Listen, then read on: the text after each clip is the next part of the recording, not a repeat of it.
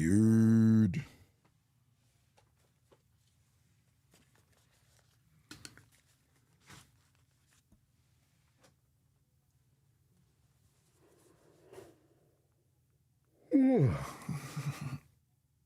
Oh my God.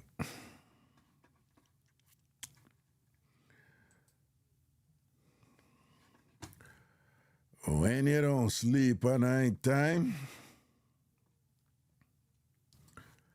and tired grab you.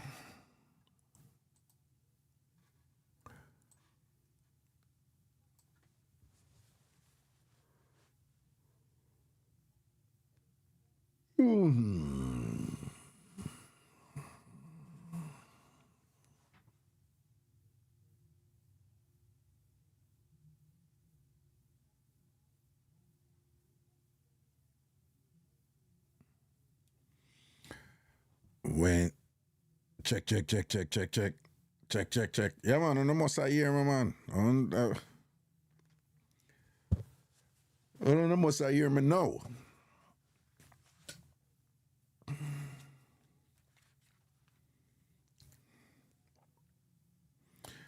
People wanna see what Andrew Perry posts, but we must eat something fleshy.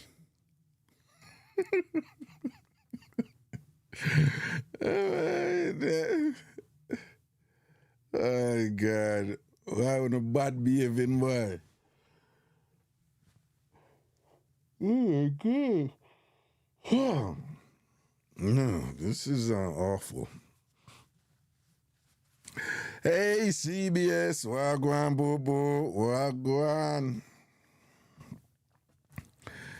Rap-a-pam, dancehall jam, moving to the world like a wild stallion. Stepping from we island, stepping into other lands. Boy, we are gonna kill them with style and pattern. Rap-a-pam, dancehall jam. No more jamming, only in the wood and waterland.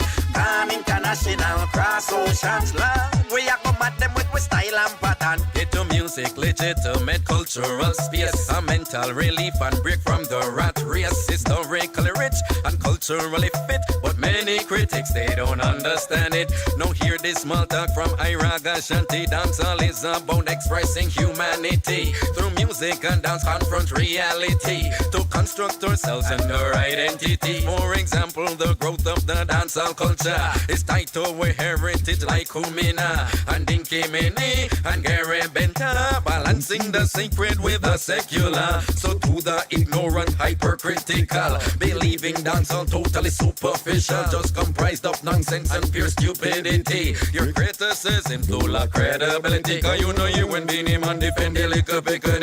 You know you when ladies are preach safe sex to it. You know you when bout about political misery. But as them chat too clad, lock them up to where the key. Rap-a-pam, dancehall jam. I'm moving to the world like a wild stallion. Stepping from we island, stepping into other lands. Boy, we are gonna kill them with style and pattern. Rap-a-pam, dancehall jam. No more jamming, only in the wood and waterland.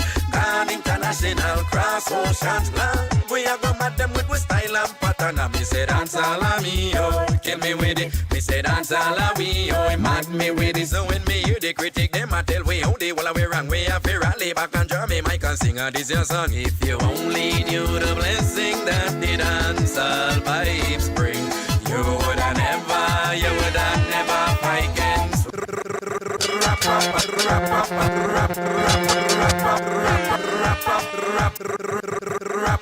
Rap-a-pam, dancehall jam, moving to the world like a wild stallion.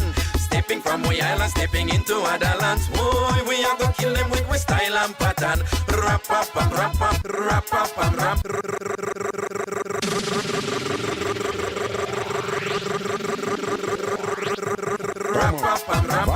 dancehall jam, moving to the world like a wild stallion. Stepping from we island, stepping into other lands. Boy, we are gonna kill them with with style and pattern. Rap-a-pam, dancehall jam. No more jamming on Milo in the building. land.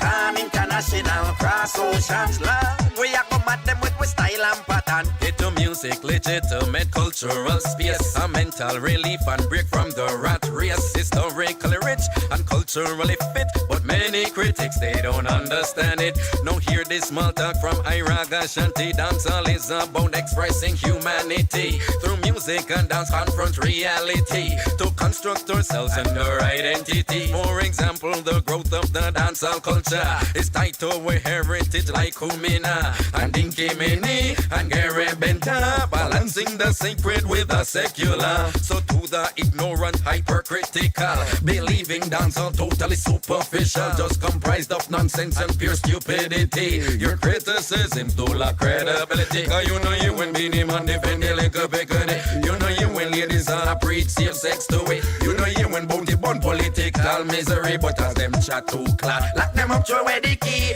Rap-a-pam, dancehall jam. I'm moving to the world like a wild stallion. Stepping from we island, stepping into other lands. Boy, we are gonna kill them with style and pattern. Rap-a-pam, dancehall jam. No more jamming only in the wood and waterland. Gone international, cross oceans land. We are gonna mad them with style and pattern. And me say dancehall me, oh, kill me with it. Me say dancehall we, oh, mad me with it. So when me hear the critic, them a tell we how they well we wrong. We have to rally back and drum me mic and sing a this your song. If you only knew the blessing that the dancehall vibes bring, you woulda never fight against will.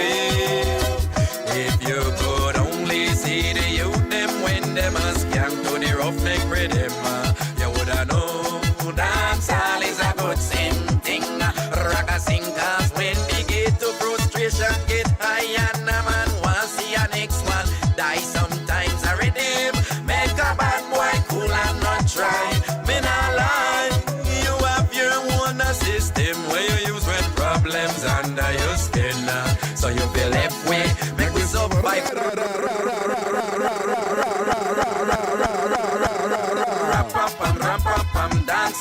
Good afternoon to you, folks. More like a wild star. Well, good evening. Stepping from we island, stepping into. Also, big respect, all massive and crew. Big up on yourself. Raga Shanti live in your ears, but the big bad time from TV. Woland. So, Angel Purple Pause, summer soon done, and no barbecue, raga, and face it. Well, yeah, let me tell you how I really go on. Face it did. Well, and Ellie, you see, I try find Wednesday and Thursday show last week. Well, Wednesdays, I don't do any show. I don't do show on Wednesdays, okay? And I don't think I did a Thursday show last week, yeah. Yeah, this and that come up. And I said, next week I go rough too because I've got to figure something out. I have 3 kids. 1 is in Florida and 2 is in New York. The 2 are in New York. Them school start next week, but them charter school, them have some weird. Them have some. What is going on here? Them have some weird thing where the first week, one of my kids them start on a Monday, but the other one start Wednesday, and all of the class I'm a half day. So for next week. So next week is going to be an interesting week because some man have to show up, you know? Daddy duty, you see me? But me figure it out, you know?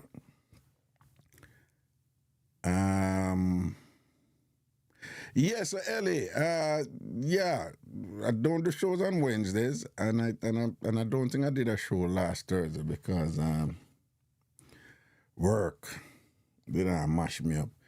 The other thing I want to say, I see Angel Purple post and no, I need to refresh this because I don't know what's going on here. Oh, here we go. All right, this is better now. Okay, good. Yeah, Andrew Purple, me see a post and say, like, you know, hold some out for down here now, and we don't even have a barbecue or look a get together, which, you know, Face It usually have or whatever.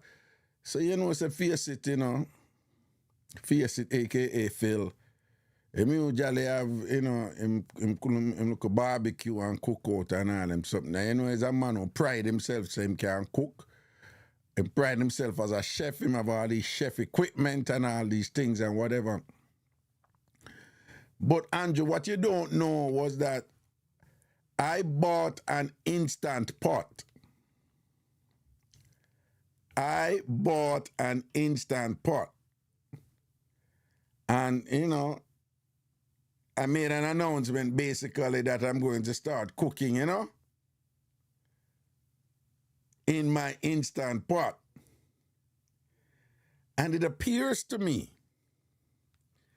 that on hearing that I, Raga Shanti, who is renowned for not being a good cook, but resilient in my determination to better myself in every area, he heard that I was going to start cooking.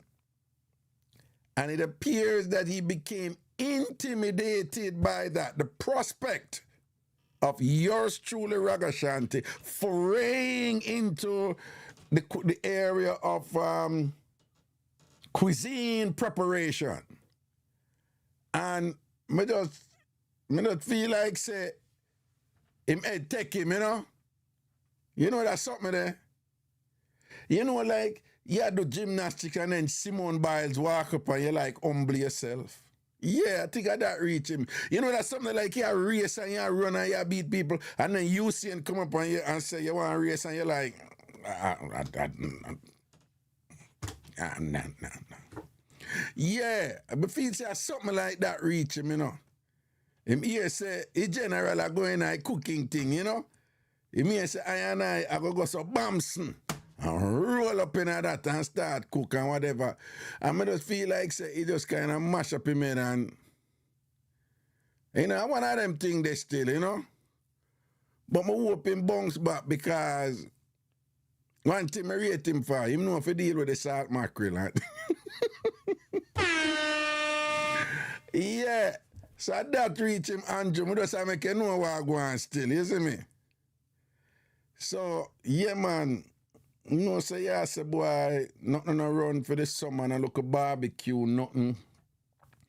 And you specifically say, Face It, don't ever put nothing out there or whatever on a barbecue and look a get together with look of food and things. So I just feel, say, that mash him up, you know? That mash up Face It. When him hear say, I buy my instant pot, you know? And, you know, him just get nervous, you know? Because him know, say, I go roll out with some dishes, you see me? And he just get flustered and thing, you know? Confidence get knocked on all these things and whatever. You know, I tell him saying for those school still and build back and whatever, but you know, I think it work. But in the meantime, you know. Rap-a-pam, dancehall jam, moving to the world like a wild stallion. Stepping from we island, stepping into other lands. Boy, we are gonna kill them with style and pattern. Rap-a-pam, dancehall jam. No more jamming, only in the wood and waterland. Pan international, cross oceans. We are gonna bat them with style and pattern. Get to music, legitimate cultural space. A mental relief and break from the rat race. Historically rich and culturally fit, but many critics, they don't understand it. Now hear this small talk from Raga Shanti. Dancehall is about expressing humanity. Through music and dance confront reality. To construct ourselves and our identity. For example, the growth of the dancehall culture is tied to our heritage like Kumina and Dinky Mini and Gary Benta. Balancing the sacred with the secular. So to the ignorant, hypercritical, believing dancehall totally superficial, just comprised of nonsense and pure stupidity. Your criticism do lack credibility. Cause you know you when Beanie Man defend the liquor pickery. You know you when ladies are preach safe sex to it. You know you when bout about political misery. But as them chat too clad, lock them up through the key. But rap-a-pam, dancehall jam. I'm moving to the world like a wild stallion. Stepping from we island, island, stepping into other lands. Boy, we are gonna kill them with style and pattern. Rap-a-pam, dance and jam. No more jamming only in the wood and waterland. Gone international, cross oceans land. We are gonna mad them with style and pattern. And me say dance all a me, oh, kill me with it. Me say dance all a we, oh, mad me with it. So when me hear the critic, them a tell we how they will we wrong. We have to rally back and drum me mic and sing a this your song. If you only knew the blessing that the dance all vibes bring, you woulda never fight against we. If you could only see the youth them when them a scam to the roughneck rhythm, you woulda know dancehall is a good same thing. Raga sing cause when they get to frustration get high and a man will see a next one die. Sometimes a rhythm make a bad boy cool and not try. Me nah lie, you have your own system where you use when problems under your skin. So you feel left way, make we survive with feel we sin thing. That's why me sing beginning rap-a-pum, dance and jam. Moving to the world like a wild stallion. Stepping from we island, stepping into other lands. Boy, we are gonna kill them with style and pattern. Rap-a-pum, dance and jam. Good afternoon, people. As usual, we are waiting for the people them come in. We're like a we are waiting for the people them come in. Run and big up yourself in a quick time. other lands. Boy, we are gonna CBS, I see you. pattern. I want to big respect to everybody who find name in a green right. You know that means when I support my channel and think you're members of the channel. That means at some point you hit the join button. That is right there. Right there, the join button that is right there under the video. It's right beside analytics. It's right between Time Farm TV and analytics. Well, on the desktop, that is. I support the channel. I'm going to say big respect to you because there's a difference between subscriber and member. So big up all who are subscriber. That means you follow the channel, you subscribe to the YouTube channel. But big up all who are member. My son name in a green. Juanita Freda Mango Adolphus. Juanita Mango Freda Adolphus. Juanita with psychological problems who says she don't eat mango, she don't like mango Adolphus. Juanita who is very strange because she don't eat mango Adolphus. Juanita who needs psychological help because she don't eat mango Adolphus. Juanita nah eat mango madness panar Adolphus. Big up yourself, all right? Pam, dance and jam. Moving to the world like a wild stallion. Stepping from we island, stepping into other lands. Boy, we are gonna kill them with style and pattern. Rap-a-pam, dance and jam. No more jamming only. Yeah, really, Juanita. Yeah, really. Cross oceans land. We are gonna mad them with style and pattern. Into music, legitimate cultural space. A mental relief and break from the rat race. Historically rich and culturally fit. But many critics, they don't understand it. No hear this small talk from Raga Shanti. Dancehall is about expressing humanity. Through music and dance confront reality. To construct ourselves and our identity. For example, the growth of the dancehall culture is tied to our heritage like Kumina and Dinky Mini and Gary Benta. Balancing the sacred with the secular. So to the ignorant, hypercritical, believing dancehall totally superficial, just comprised of nonsense and pure stupidity. Your criticism to lack credibility. Cause you know you when the name and defend the liquor bacon. You know you when ladies are preach safe sex to it. You know you when bout it but political misery. But as them chat to clad, lock them up throw away the key. Rap-a-pam, dance and jam. Moving to the world like a wild stallion. Stepping from we island, stepping into other lands. Boy, we are gonna kill them with style and pattern. Rap-a-pam, dance and jam. No more jamming only in the wood and waterland. Gone international, cross oceans land. We are gonna mad them with style and pattern. pattern. And me say dance all a me, oh. Kill me with it. Me say dance all a we, oh. He mad me with it. So when me hear the critic, them a tell we how they well we wrong. We have to rally back and draw me mic and sing this your song. If you only knew the blessing that the dance all vibes bring, you woulda never fight against will. If you could only see the youth them when them a scam to the roughneck rhythm, you woulda know dancehall is a good same thing. Raga sing 'cause when we get to frustration get high and a man want see a next one die sometimes a rhythm make a bad boy cool and not try. Me nah lie, you have your own system where you use when problems under your skin. So you feel left way, make we survive with the we sing thing. That's why me sing breaking rap-a-pum, dancehall jam, moving to the world like a wild stallion. Stepping from we island, stepping into other lands. Boy, we are gonna kill them with style and pattern. Rap-a-pum, dancehall jam. No more jamming only in the wood and waterland. Damn international cross oceans land. We are gonna mad them with style and pattern. And me say dance all a me, oh. Kill me with it. Me say dance all a me, oh. Mad me with it. Me say dance all a you, oh. No take it from we. Me say dance all a we, oh. Again, and me say rap-a-pum, dancehall jam. Moving to the world like a wild stallion. Stepping from we island, stepping into other lands. Boy, we are gonna kill them with style and pattern. Rap-a-pum, dancehall jam. No more jamming only in the wood and waterland. Damn international cross oceans land. We are gonna mad them with style and pattern. We say rap-a-pum, dancehall jam. No more jamming only in the wood and waterland.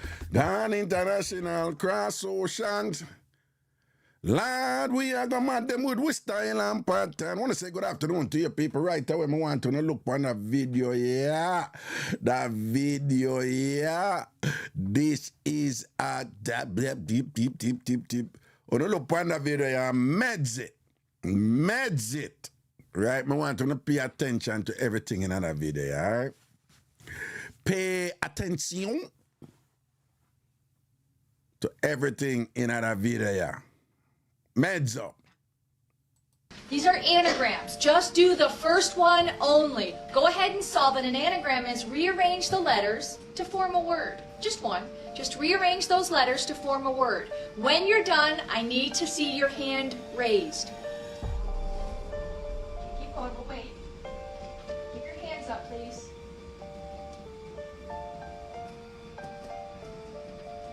Just do number one. Don't go on. This isn't meant to be difficult. Okay, put your hands down. Let's just go to number two. Don't even worry about number one. Go to number two, solve that one. Again, when you're done, I want to see your hands up. Everybody's hands down. We're going to go ahead and do number three. For number three, rearrange the letters, and as soon as you do, go ahead and put your hand up.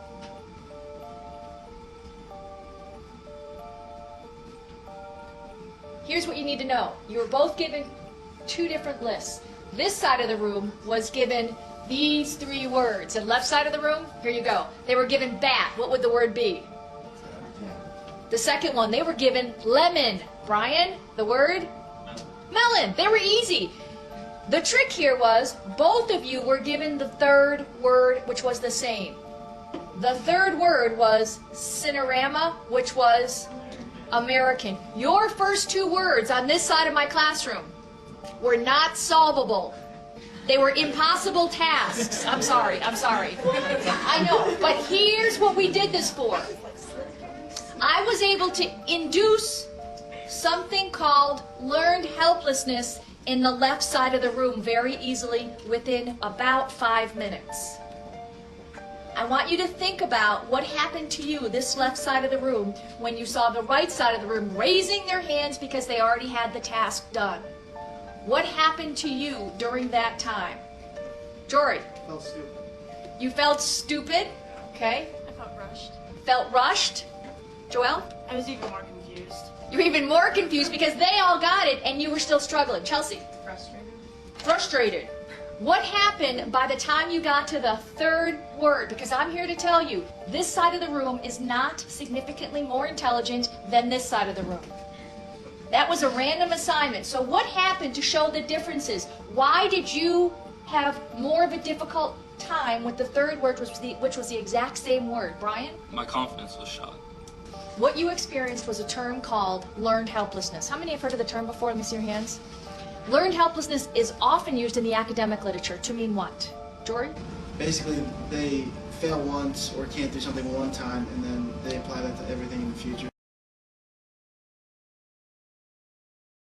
Yep.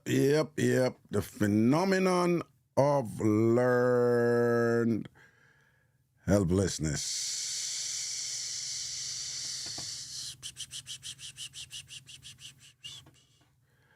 But you know, earlier I drew up about face it, you know, like say, if face it, yes, I buy me instant pattern, them get intimidated by, but it's not quite an analogy in terms of my joke there, or whatever. But this, you know, like you hear she say, it is replete throughout the academic literature, particularly in anything that has to do with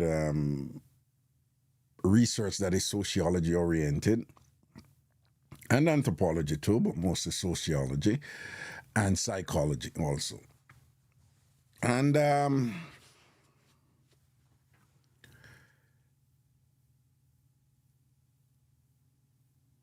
it's one of those things that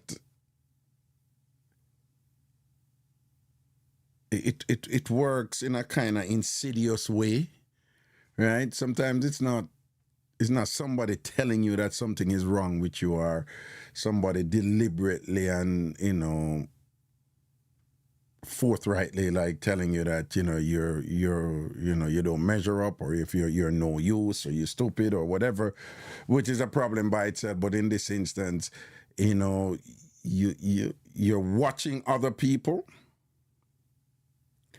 and you're seeing where they're excelling, and you're internalizing their success and wondering, then what wrong with me? Why them I do so well and thing, but me can't do so well? Right? That you're literally saying it, but this thing happen unconsciously in a way where sometimes you don't even know say it happen. It can happen with somebody telling you something. One of the examples of it happening like that is, for example, is like when parents do this very dangerous thing, like, why you can't be like Susie? Why you can't be like John? You know, or you know, and then you're telling your child to look at somebody else excelling and things like that, without knowing fully where them start with, or what kind of living conditions them have, or what type of advantages they have over your child that you're probably not even aware of, you know, that is making them excel. And then you end up like instilling and promoting and fostering and nurturing learned helplessness in your child. I'm just giving you one example. But it's one of them things that what people just do to themselves in general do, you know. Yeah, if you get caught up with what your other people are do, you see that something there? Yeah, what your other people are do, what you them are get, what you them, you know, how them are excel and thing, and I internalize it in a way where you start engaging some form of self-sabotage, you know?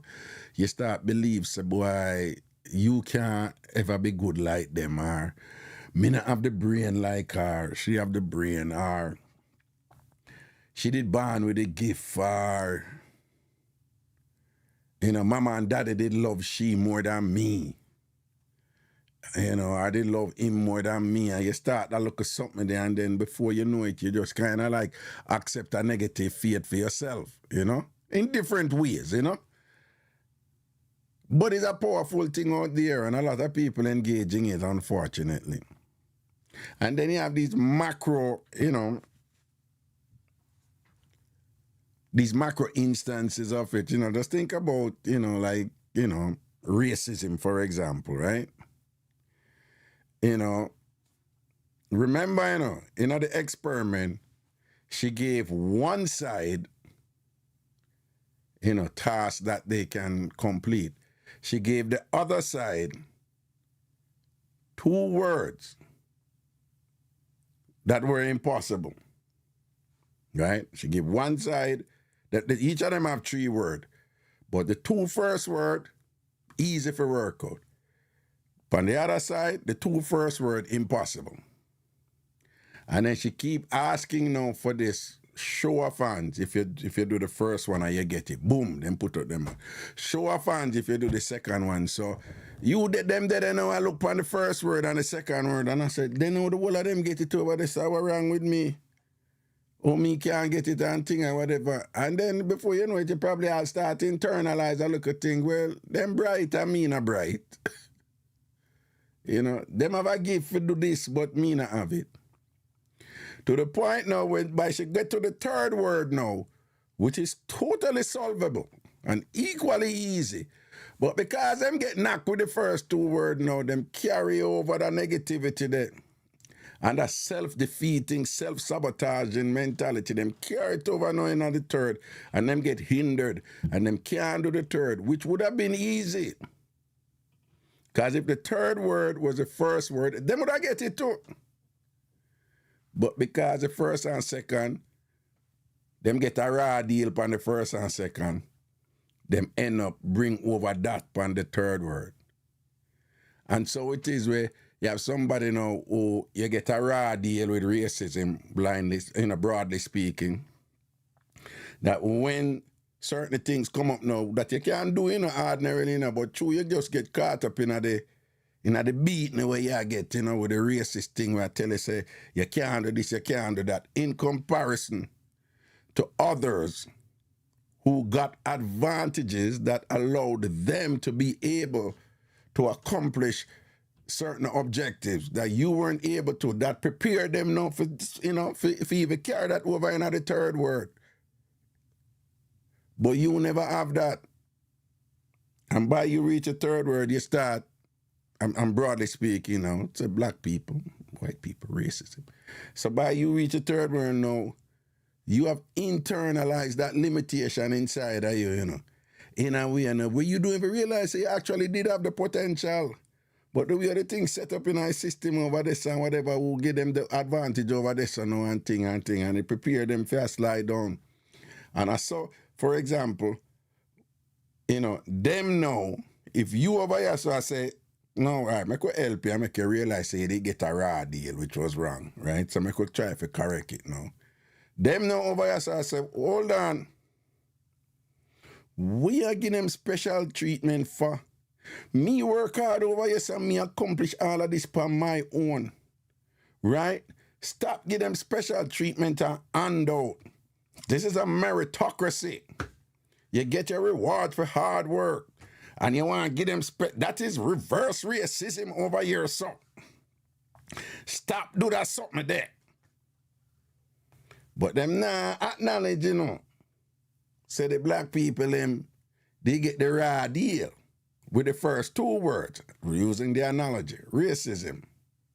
And that is why when it come over now and think kind of difficult for them now, for say, yo, you can't do the 3rd word, so I could correct it, right? Explain to you what going on with you now, So you can't do the 3rd word, man, but you have to make a special effort to help them now to do the 3rd word. And I saw them over here, so now I said, nah, me work hard to do the 1st word, the 2nd word, and the 3rd word. I never get no special help on this. Yeah, you did. Right? It's just not literally that you get it in the class or whatever, like, we are seeing this thing, yeah. Right? And also some of them dynamics, they play out.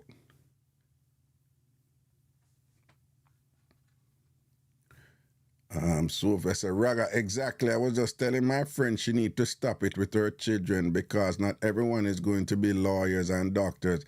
Stop comparing your sister children to yours. It's a dangerous thing. It's a dangerous thing to do. And it's tricky, because there is value. Whenever you're saying that You are the sum of the 5 closest people you are.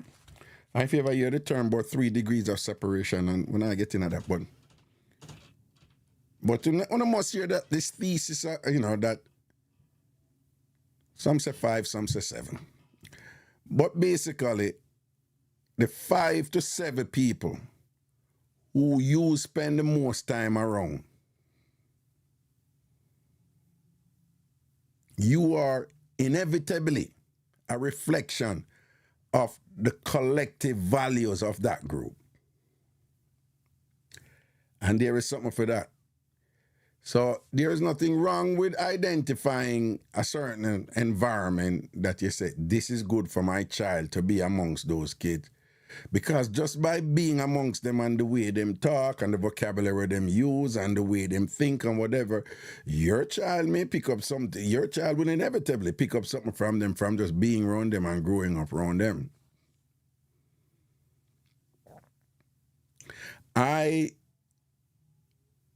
Based on my background, I have had reason to be in academic environments, continuously, right? From being a lecturer at the University of the West Indies, from my own academic career, master's, PhD, undergrad, law school, law degree, and so forth. So I'm always in academic setting. And I'm always meeting the children of professors, the children, even if you're not a professor, but you work in the university, you might be the chancellor, you might be the bursar, you might be some executive level in administration, etc., whatever, or you might be a director of a research entity or whatever. But you're still in an academic setting, a university setting. And I'm always intrigued how children of university personnel, they're always bright. They're always articulate. Even when they might get in trouble with drugs, or they're being, or they're being uncooperative, or they have some form of dissociative disorder. So even the problem picking them, when you speak to them, they're usually pretty articulate. And that is a consequence of them growing up in an environment surrounded by other kids who think and talk a certain way, reflecting, the education level and the intelligence and the the social skills of their parents and their parents' brothers and their parents and their grandparents and whatever and things like that. So there is something to be said for seeing excellence or seeing high value someplace else and putting yourself in it or putting a child in it. It works. When I'm around bright people, I get brighter. I'm keeping it real. Yeah, and that is why over the last several years, I start to, consciously cut off certain people who don't bring value to my growth, Nothing against them. Everybody have to live them life. I'm just saying, I am aware. Remember me always telling us, you cannot unexperience an experience. So given that, once you experience something, you can't get rid of it out of you. You can't suppress it, you can't deny it, you can't ignore it. But whatever happened to you yesterday, you cannot unhappen it. Right? So the best you can do is manage it. But then again, it like I always say, it speaks to the importance then if once you do this thing, you can never get rid of it and it's just inside of you. Then it makes sense. It's intelligent then to be careful what you experience. And in being careful what you experience, you're careful where you're around. Or who you're around. And in being careful what you experience, you make sure say your kids are experiencing, great settings that is going to enhance them and enrich them, enrich their personalities and their growth too, And again, this is not rocket science. It's nothing new. Right? It's nothing new. It's just another more pronounced way of saying something that we grew up with it. We grew up with it. We grew up with it. Like a lot of these things in academia, you can't put big words to it or whatever, but it's nothing new than what we were being told from a look of it. Birds of a feather flock together. That a long time we are hear that. Show me a company and I'll tell you who you are. We are hearing them something a long time. It's nothing new. It's just a rephrasing of it, you know. But in this instance, you know, with respect to learned helplessness, specifically it's saying, be careful how you compare. Well, what you can get from this, it wasn't explicitly said because she, in this video, she was just saying what it is. But, you know, for what I am saying to you is having identified what it is, you want to have a strategy to deal with it. And what I'm saying is that this thing can work invisibly, unconsciously, where you are internalizing something that is damaging you and you don't know it. So when somebody else gets an advantage at the start, you may want to be careful. You may want to be a little bit more cautious when you're comparing yourself and reducing yourself and demeaning yourself. Be aware that you're doing it. When you say that them naturally have something better than you, that's why them get it. Because again, as was demonstrated in this example of learned helplessness, one side had an advantage that the other side didn't have. And that advantage they weren't aware of. Them never know. And in not knowing, they thought that there was something inherently advantageous in them that that side I never have, when it is not so. To the point when them reach a point, right, Cinerama, which could be, it's an anagram, could be changed to American. When them read something where them could have do, them just don't do it. Because them go internalize or something that without knowing that side they had an advantage. Right? Mark, you know, when you run a race and you give somebody a head start, you're seeing it. So you know why them win and beat you, because they had a head start. Right? But if you don't see it, and you don't know, say, them have a head start that you're not seeing, and then you think, say, everybody's on equal playing field right here and things like that, and them I get it, but you not get it, then you start beat yourself. Don't do it. Don't do it. Everybody bright. Everybody have the potential to be bright. But now I go say everybody bright. Everybody have the potential to be bright. Come at a point right now where I see the world out there, whatever. Some people evil and them know them evil and them want evil. And some people stupid. Right? You know, like what some people think about other people, it makes them stupid. Right? But that's a sidebar right there, okay? But I said, be careful. There might be things going on that you're not seeing that's giving those other people a significant advantage over you when it comes to certain tasks or certain, certain goals and things. So be careful. Never you beat yourself down because you don't know what kind of advantage that. But never you beat yourself down from watching other people and thinking that some of them better than you and more superior than you, or more superior than you in some ways and whatever like that, without you even know what advantage them have over this or what you now see. Don't do it. Don't beat up yourself, but just celebrate them. If them a win, them a win. Nothing wrong if you celebrate winners and things like that. But don't put yourself down. And be aware if you're putting yourself down. Push yourself to be aware. If you find yourself, I think some negative things about yourself in relation to somebody, anytime Anytime you find yourself thinking something about yourself in a negative way, in relation, relative to somebody else and whatever, check yourself with that something there. Don't do it. Don't do it. That's why some of the time when you see some of them DJ and some of them man them and whatever and them and you know, in them one look way them say, oh, nobody no better than me. Hey, me no business. Nobody can DJ but nobody me the wickedest thing and whatever are nobody no better than me and what you know, that's a good thing. That's a good thing. That is a good thing.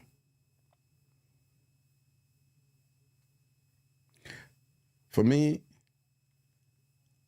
I am, you know, I have that security to say,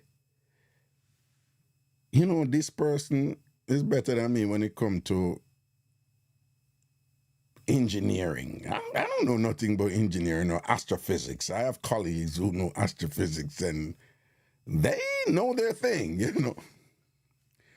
They know their thing and they will wheel and tell you something. I'm just like in awe. But I am not going to look on their capability to do that and then start thinking that something is diminished in me or something is reduced in me. They had some advantage that led them to acquire that knowledge over there, that led them to be attracted to that field, that led them to take the journey that they took in their life.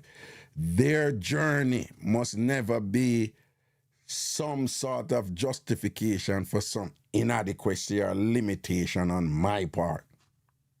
Them a live in them life and there be things over there when me don't know in them life I come up with that give them that advantage when them have that brilliance, them I celebrate them. But me not gonna use that and beat me. Cause the same way them good at that over there, so me have a journey over here, so me can be good at something and thing where them can't manage. And a son of a thing, right? Don't make other people's successes, you know,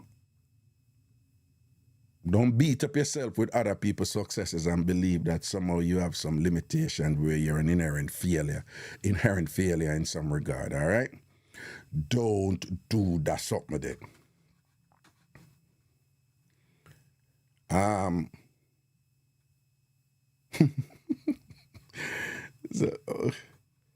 No.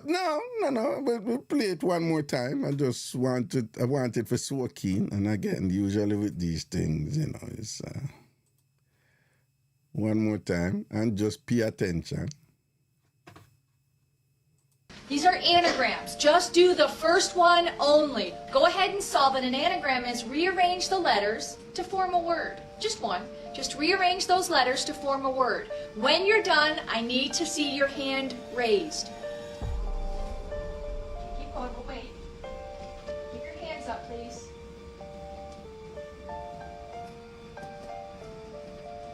Just do number one. Don't go on. Don't go on. This isn't meant to be difficult. Okay, put your hands down. Let's just go to number two. Don't even worry about number one. Go to number two, solve that one. Again, when you're done, I want to see your hands up. Everybody's hands down. We're going to go ahead and do number three. For number three, rearrange the letters, and as soon as you do, go ahead and put your hand up.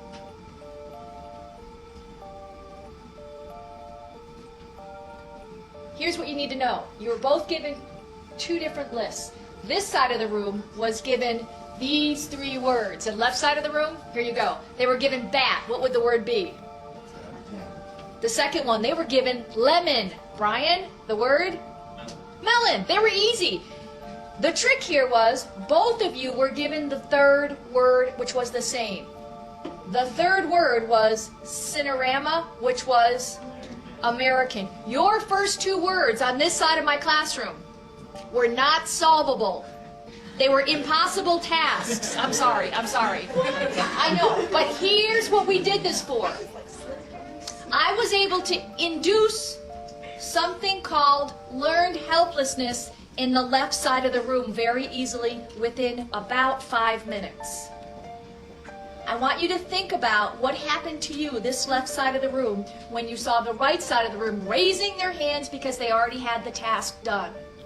What happened to you during that time? Jory? Felt stupid. You felt stupid, okay? I felt rushed. Felt rushed. Joelle? I was even more confused. You're even more confused because they all got it and you were still struggling. Chelsea? Frustrated. Frustrated. What happened by the time you got to the third word? Because I'm here to tell you, this side of the room is not significantly more intelligent than this side of the room. That was a random assignment. So what happened to show the differences? Why did you have more of a difficult time with the third word, which was the exact same word? Brian? My confidence was shot. What you experienced was a term called learned helplessness. How many have heard of the term before? Let me see your hands. Learned helplessness is often used in the academic literature to mean what? Jory? Basically, they fail once or can't do something one time, and then they apply that to everything in the future. That's it. Learned helplessness. And again, remember, she said she was able to do that in 5 minutes. And just think how many of us, we're living our lives and 5 years, 10 years, 20 years, 30 years, 40 years. And at different times in a minute, in 5 minutes, in 10 minutes, we may have inadvertently engaged in learned helplessness without knowing that we're doing so, right? So my presentation here is to make you aware of that in a very practical and straightforward way. So remember, there's nothing wrong with acknowledging that somebody's better at you at something. I like doing that. I like celebrating others. Yeah. But just know, never see somebody else doing something good and then use that and internalize that in some way that you're beating up yourself, like somehow you are falling short because you don't know what advantages they might be working with over there, okay? I come into your caller, and every human being, you have the potential to be great at something. Every human being, every one of you looking at me right now, you have the potential to be great and exceptional and extraordinary at something that other people can't be as good as you at. Every one of you right now, you have the potential, the ingredients, the capacity to be really good at something, perhaps, from your experiences and whatever, that other people don't. And some of them may think academic there and whatever, but it might be how to care for children, how to plant something, how to wash clothes, how to check out, do maths or something, Everyone I look for me right now. You're bright and you're brilliant and you're exceptional and you're extraordinary in some area that others are not as good at. I know that I am. Okay? So never you ever look on somebody else excelling and doing well and then start thinking there's something wrong with you. Because you don't know what advantages they have or they had that enabled them or prepared them to achieve their excellence and whatever that you didn't have. And just the same way, you would have had some experiences on your side that can prepare you to be excellent and extraordinary and impressive and brilliant and magnificent in some area or areas on your side that they don't have. So if they can be really, really good, you can be really, really good too in your way. And it in everyone I know. Good afternoon, caller. What's up? Can you take me off the air, please? Darling, I can't do that. Man, I do the show, I can't. Oh, Yeah, I'm Because doing. it's a Yeah. immigration matter, that's why. Oh, it's an immigration matter. All right, then I have to talk to you after the show. Yeah. So should I call you back or are you gonna call back? Um, your name is familiar. You never called me before. Yes, I spoke with you before. I'm Uh, gonna send something to your WhatsApp, and then yes. after you read it, please do get back in touch with me. Yeah, but didn't we talk before? Yes, we spoke before, but you didn't get back to me as you should have. Oh, okay. All right. Okay then. All But right. Just send me I back something sent and it to we'll you. see. All right then. Cool. Okay, Cool. all right. Okay. Thank Good. you. All righty.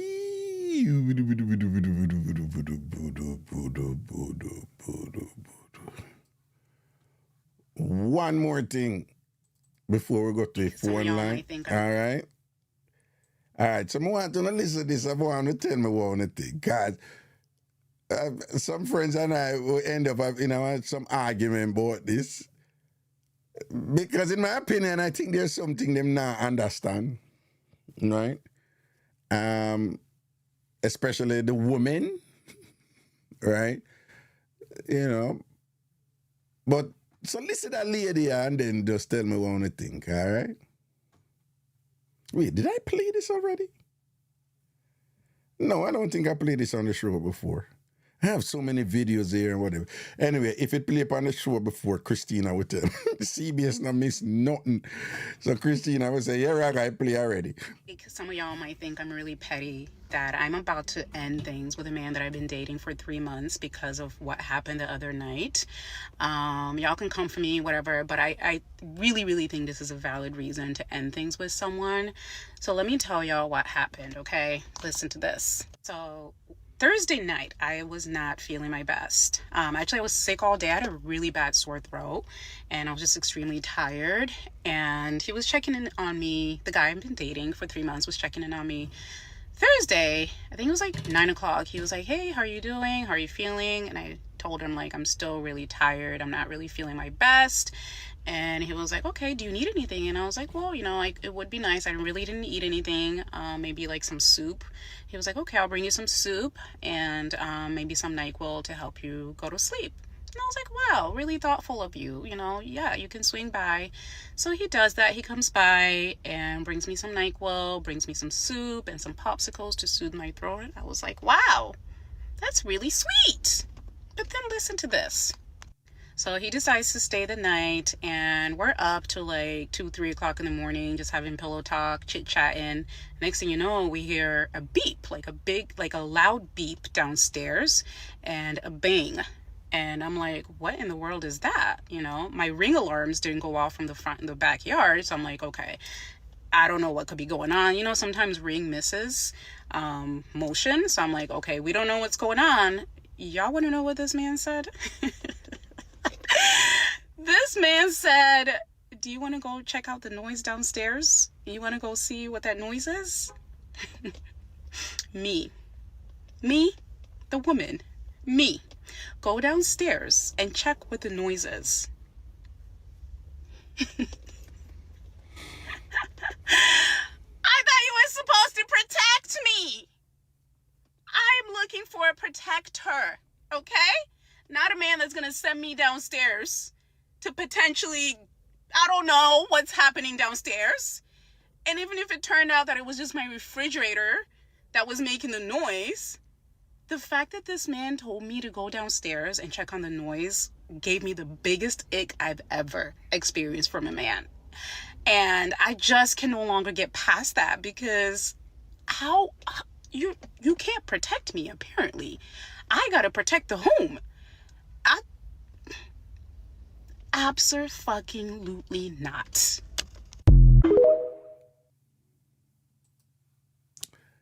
So we have this woman dating this man for about 3 months or so. And by all accounts, the man is a nice man. He's sensitive, compassionate, nice, and whatever, By what she says, this is a caring man, feeling well and bring over stuff and whatever. So him come over fear house, in a fear house. and she hears sounds downstairs. And she said the sound was like a beep and a bang. She said it. She said a beep and a bang. And the man said, you go check out the sound or whatever. And then she said that was it. Deal breaker. Done. Not only done, but the reason she said that this man is not a protector and she wants a man to protect her. And let me tell you something now. I'm old school. Right? You know, me a woman in a bed and nice make downstairs, you stay where there. I'm going down there. Right? Yeah. Me some man I make some video and I said, where them woman here, I said them independent now and this and that and whatever and this and make them go on. Make them go down and go check it themselves because them I said them don't need man or whatever. Well, I get what they're saying, but for me, if me and a woman there and we all have argument and not chat, me still a protect her. I don't get from my damn nerves and whatever. I don't mean I chat and nice and make a shot go on there. I mean I chat to her for two. I mean she shot me say where you go? Stay your son, go back in man and whatever and go. Where you go? Yeah, and I mean got that gone that. Me I go down there, I mean for check. Right? Just like me come from that school, just like there are certain things where I say, boy, I'm my woman for do that, you know. You love. I even if you don't say your woman for do it, you know, but you like if she do it, you like it because of your woman I do it and whatever and things like. Just like how there are certain things where you say a woman do them. Me come from that school, there are certain things where man for do. But there's something about her a little bit too much. Yeah. Because she said it was a beep and a little bang, right? So it could be that, remember, you know, the man in a fear house, you know. So it could be that the sound of him said, I don't know, danger, you know, your house, you're going to say what happened down in your kitchen or something. It could be like a that him say. Right? That's a one. Mark, you know, again, you know, me I say me not tell her if I go down there, you know. If I anything at the 2 hours, I go down there. Because I fear our house. Right? One of the things when me I try to explain to somebody's history devising or whatever, but I tell her some woman that get certain things, you know, because here we go on, you know. You see, me I date a woman only 3 months, and me there yard overnight, and look a sound make down. Any card can play this, you know, because me don't know you like that and whatever. Me don't know if you have an ex where you don't tell me about, I wouldn't reach this for that talk about yet. Right? I don't know what is what.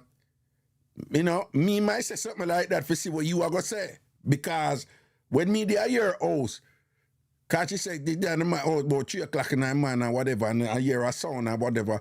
Me don't know how she react when the sound. You know how much time them scenario they play out?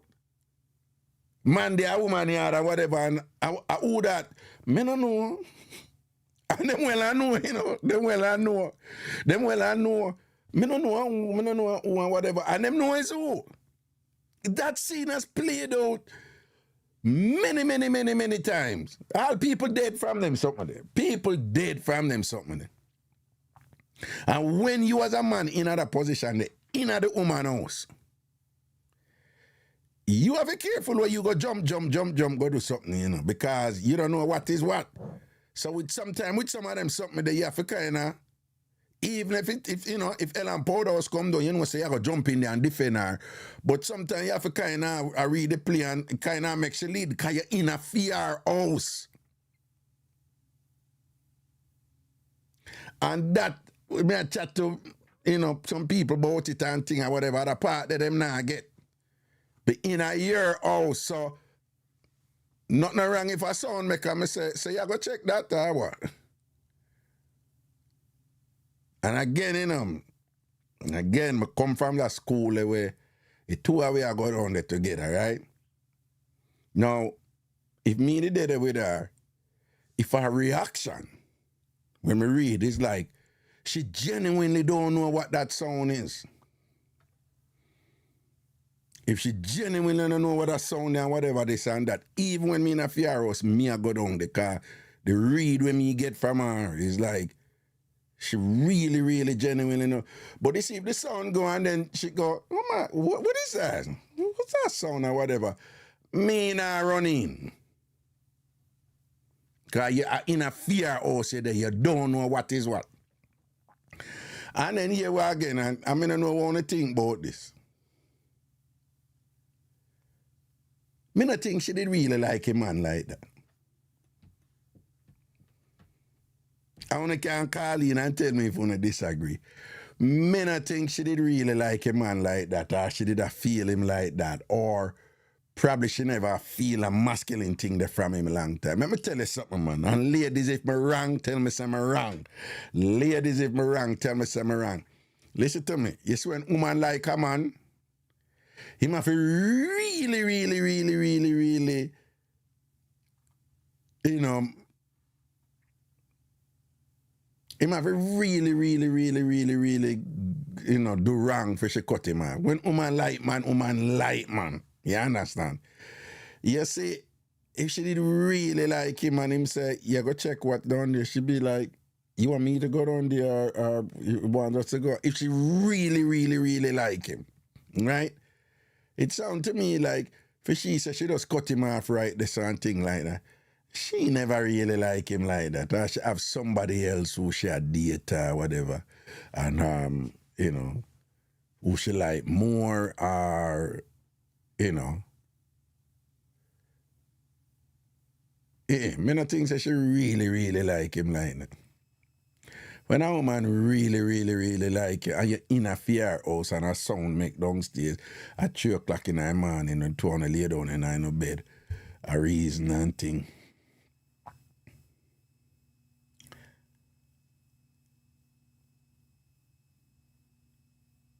Me no know. Me no get the sense that she really like him like that. Mark, you know, you and a man,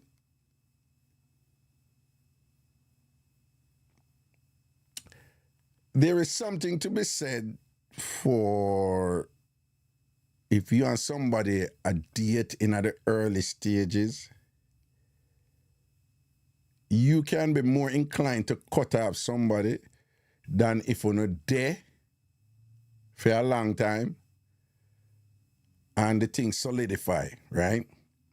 So if you have somebody there for a long time or whatever, and been through this and that, and then the person that do certain things and whatever, you're less likely to go get up and say, oh, it's done, it's over. Can't have history, years and whatever, and things like that. See? So the person who you're there with can do some things and get away with it.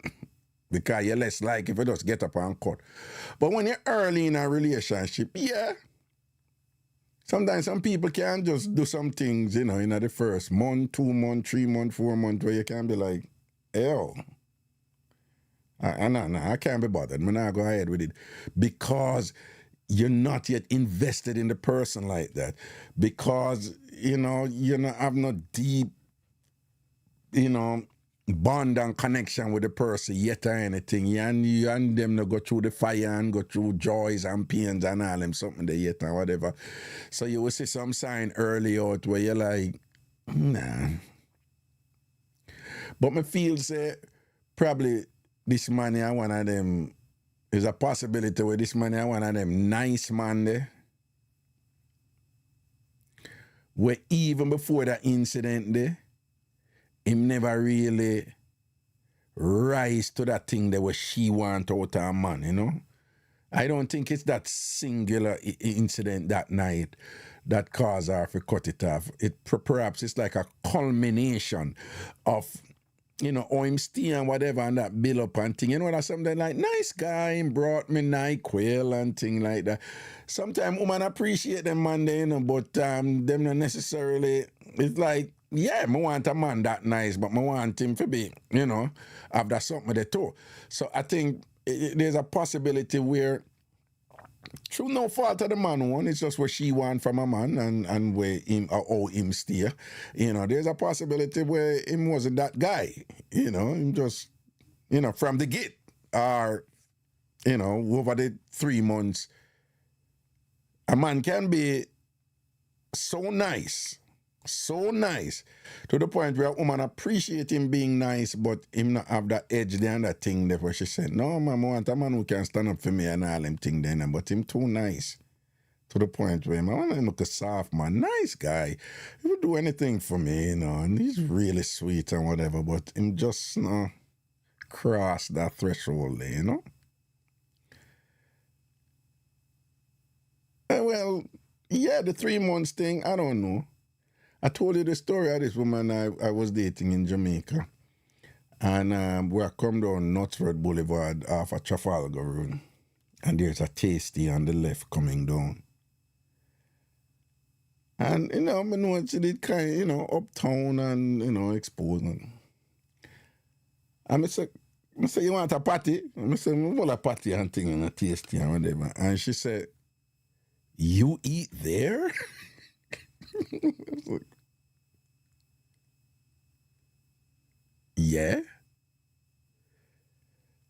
I didn't know that you would eat at some place like this. What do you mean some place? It's tasty. They sell patty. It's tasty sell patty. Everybody eat at tasty. What are you talking? No, I don't go in there. Why you not going there?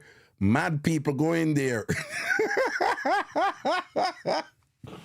My girl said, no, because mad people go in there. And I'm like, yes, because it's a fast food restaurant. So people of, you know, interesting states, they go into fast food restaurants. So you can't be kind of, you know, well, you don't want to go in a fast food restaurant and somebody's harassing you there, whatever. So you want some sort of security. But people in general know that when you go in McDonald's or Burger King or Wendy's, your expectations should be reasonably different than if you go into a high-end restaurant or whatever, you know? So at the time I said to her, yes, it's Tasties. It's not the Jade Garden restaurant. Of course, mad people go into Tasties every now and then and whatever.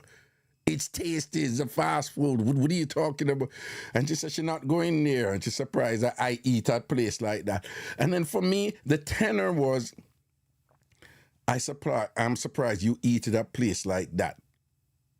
And then sometimes I have a weakness because sometimes I'll overthink things and whatever. But for me, it was like places like that.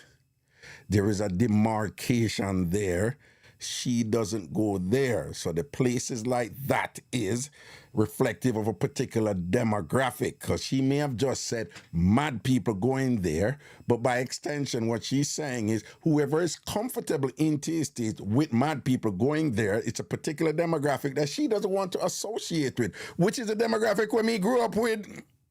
I mean, I have no problem. I go in at TST, go buy my patty and cocoa bread and orange juice and whatever.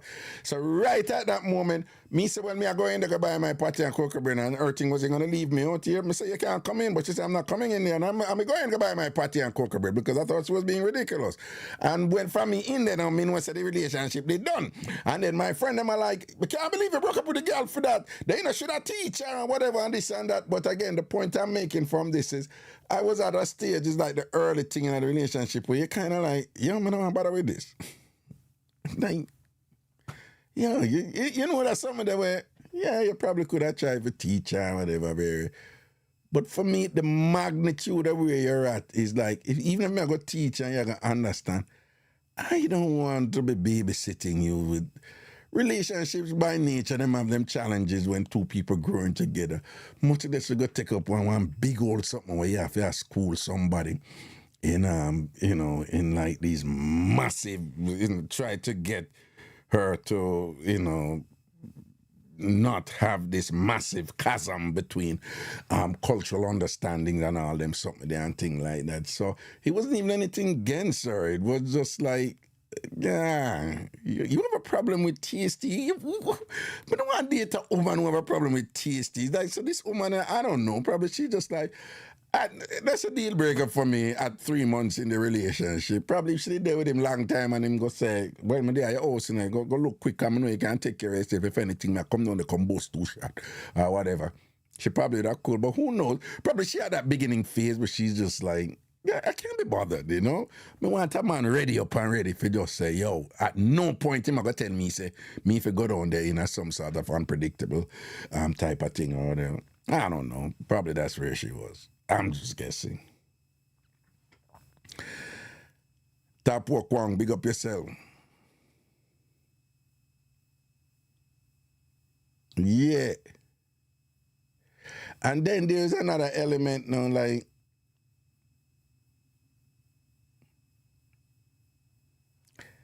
me, I believe that from what she said, they didn't sleep together. They didn't have sex, right? I didn't get that they have sex. They are, I talked to people who said, no, don't you say they were having pillow talk? Pillow talk don't necessarily mean you had sex. No, they were saying pillow talk at 3 in the morning because he was there in bed. So they were saying they had sex. When did he get it from her that she said them have that a nice sanitized way of saying, oh, we had sex and then we were having pillow talk at 3 in the morning. You did get that from her? No. I got that she wasn't well. And him bring things over for her because she wasn't well. I think that is significant. And but I don't know. There are people who say, yeah, but you can't sick and you can be, a little sick and not well and still do it. And whatever. So but the argument was, which man I go tell a woman to go downstairs after him don't have sex with her or whatever? And if such was the case, I must admit, yeah, that would make a difference too, That would make a difference too, man. Yeah, again, I don't think they did it from what she said. I think they were just, what I got from her was that they were just laying there. Again, talk to other people who said, no, Raga, you're missing the point. That's how women talk. They did it at 3 in the morning and they were having pillow talk. She said pillow talk. I still didn't get that from her.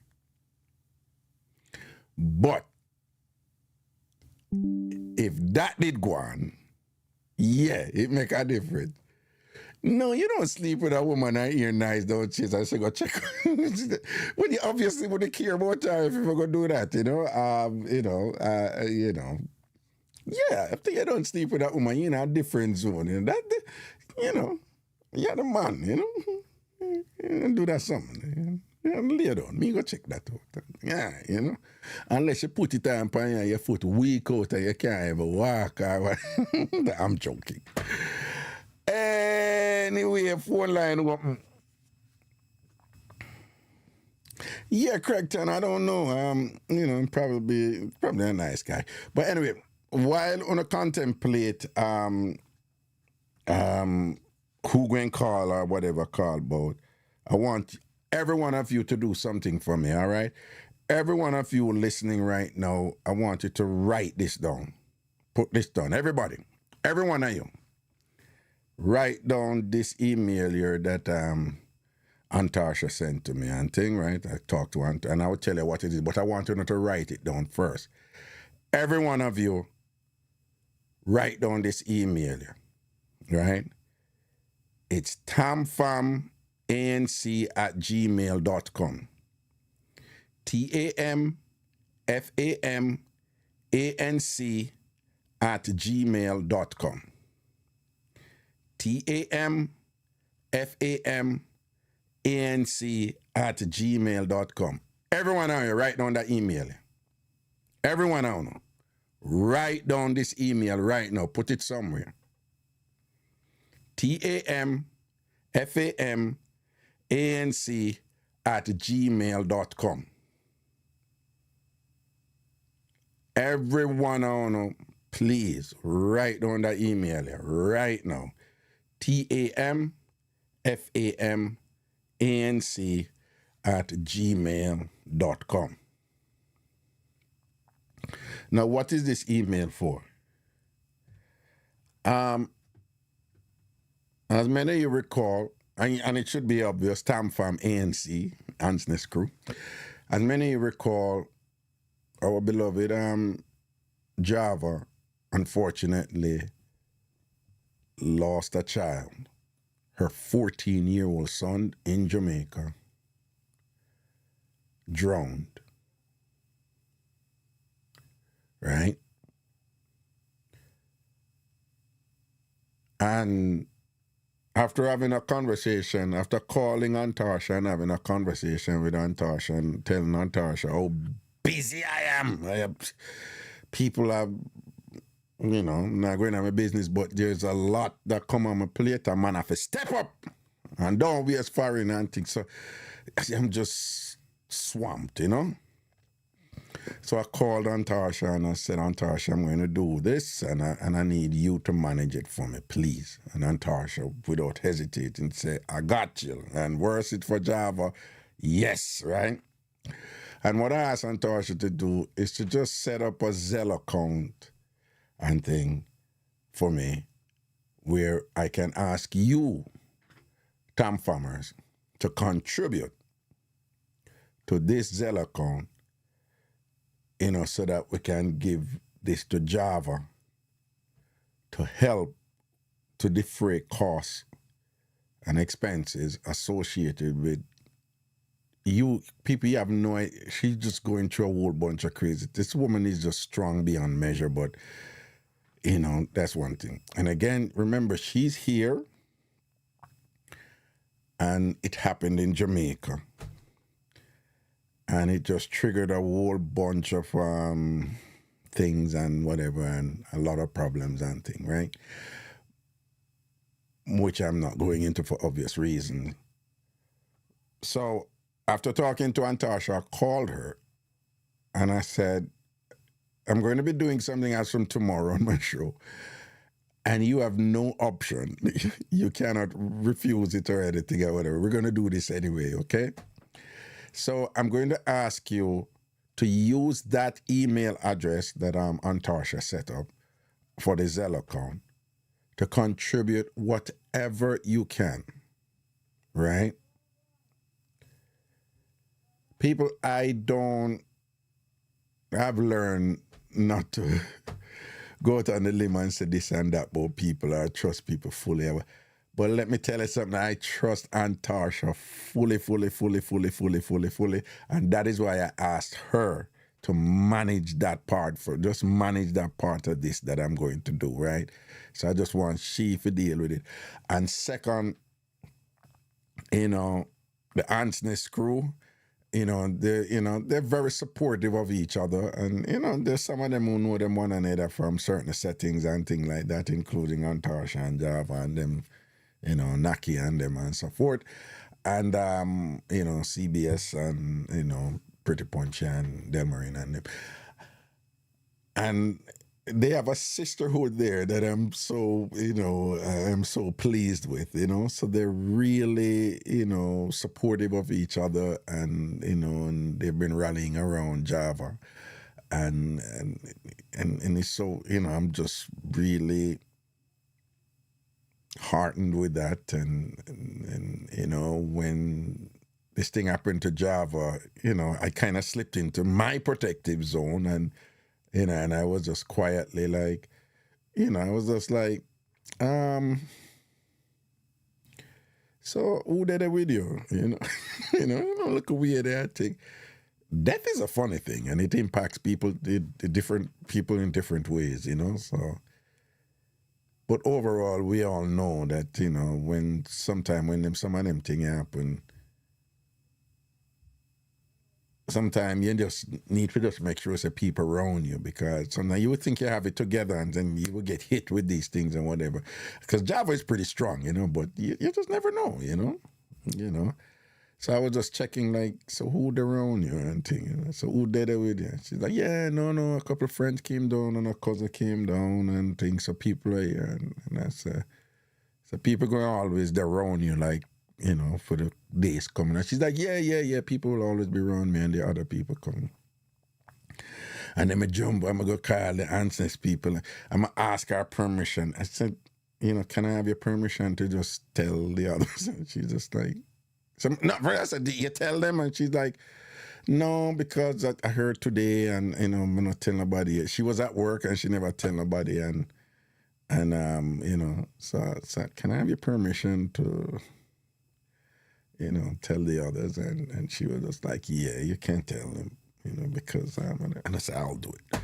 And I saw me call them and make them know and thing, and them just rally around her and stuff like that. So I just want you to know that love and bond is there and whatever. and that Antarsha is a part of that setting and things like that. So I want you all to contribute something. And again, I'm not going in on a whole heap of details and whatever. And she never asked or anything like that. She's not the type of person who's going to ask, you know. She's a go out there and get it done person. And, you know, she works 7 days a week.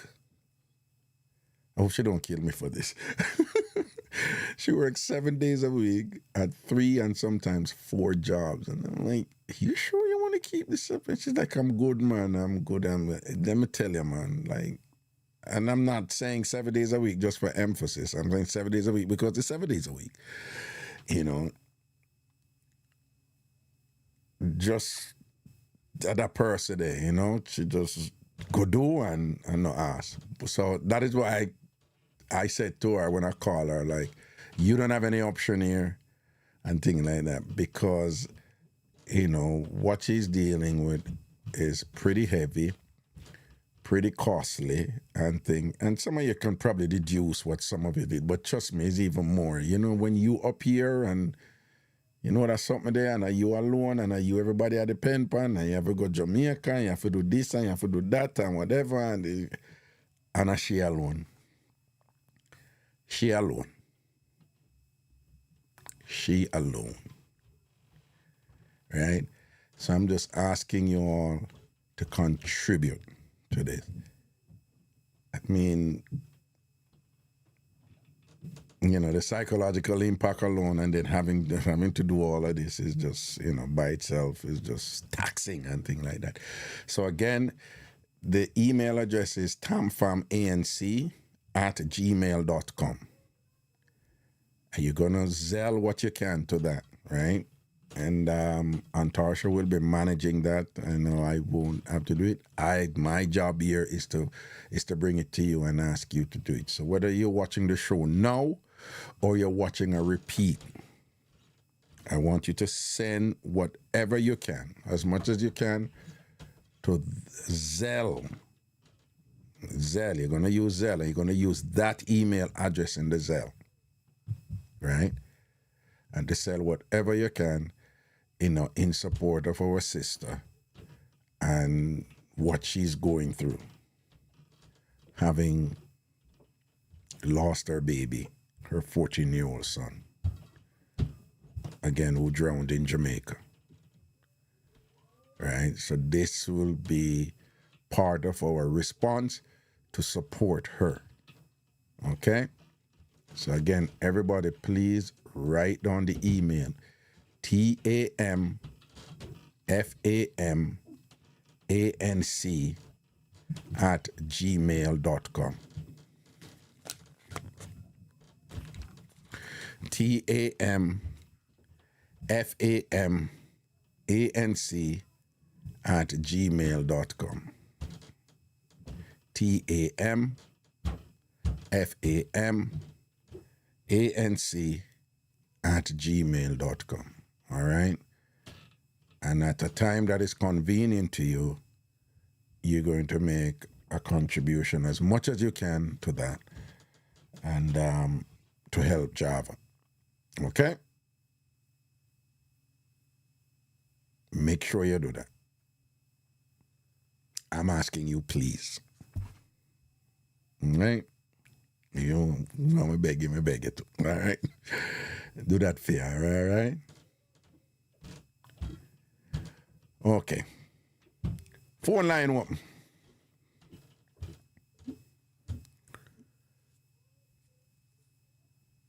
The numbers are right there on the screen.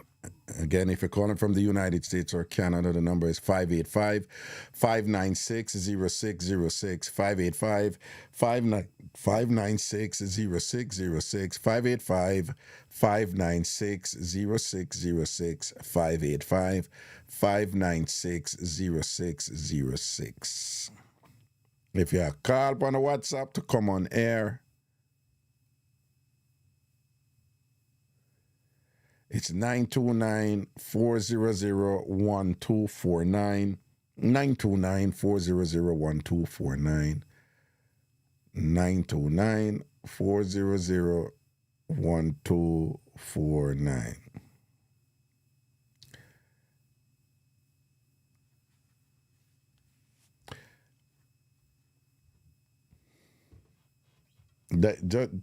Just use the email. For you put in the email, it's gonna go, right? TAMFAMANC @gmail.com. Tamfam ANC. You know ANC crew, Ansness crew, right? Tamfam ANC. TAMFAM ANC. TAMFAM ANC. TamFamANC @gmail.com. All right? And every one of you may want to know, contribute something. All right? Please. I said please. All right, cool. Anybody need a call in and don't make me hear what I say? Good evening, Nadine.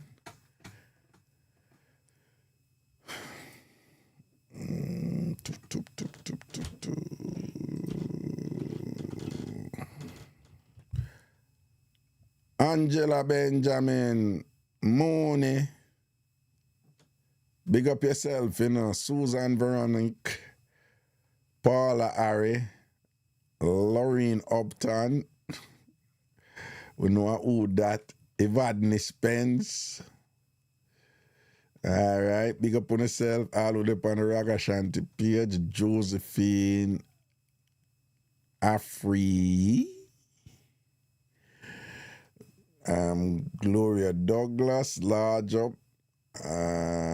Paulette Robinson, big up yourself, beautiful. Love you. Raga loves you.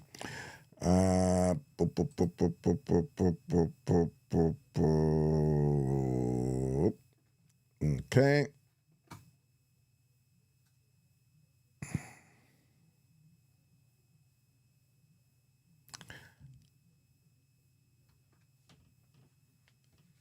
Yeah, and yeah, like the live too. If you're on the Tam Fam TV, like the live, yeah. All right. If nobody have anything for calling about in the day, it's all good. We see what's up. Okay.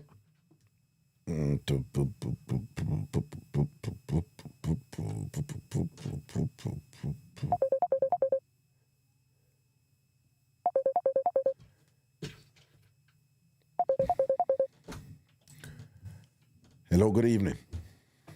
Good evening, Mr. Raga. Long time I touch base. Okay, all right, Ian. Yeah, well, go on. Yeah, well, condolence to Java, and you know it's very touching, you know. Oh, for the folks, like Ian, you're in Canada. Yeah. For the folks in Canada and the folks outside of the United States who can't use Zelle,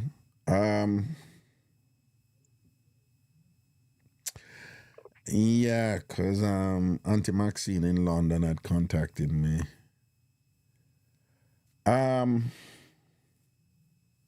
All right, so everybody inside the United States only use Zelle. For, you know, whoever is outside, you can use PayPal and just send it to me, Ragashanti @gmail.com. That's Ragashanti with one G and it ends with an I @gmail.com. Ragashanti @gmail.com. That's PayPal.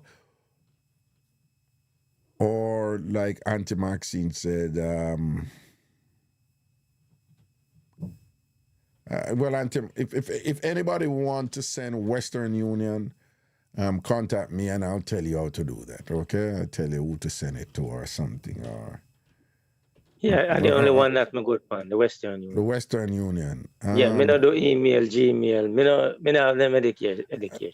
Well, we know some people are not. Yeah, with yeah. the technology. Yeah, right. Yeah, right, me are all states. Right.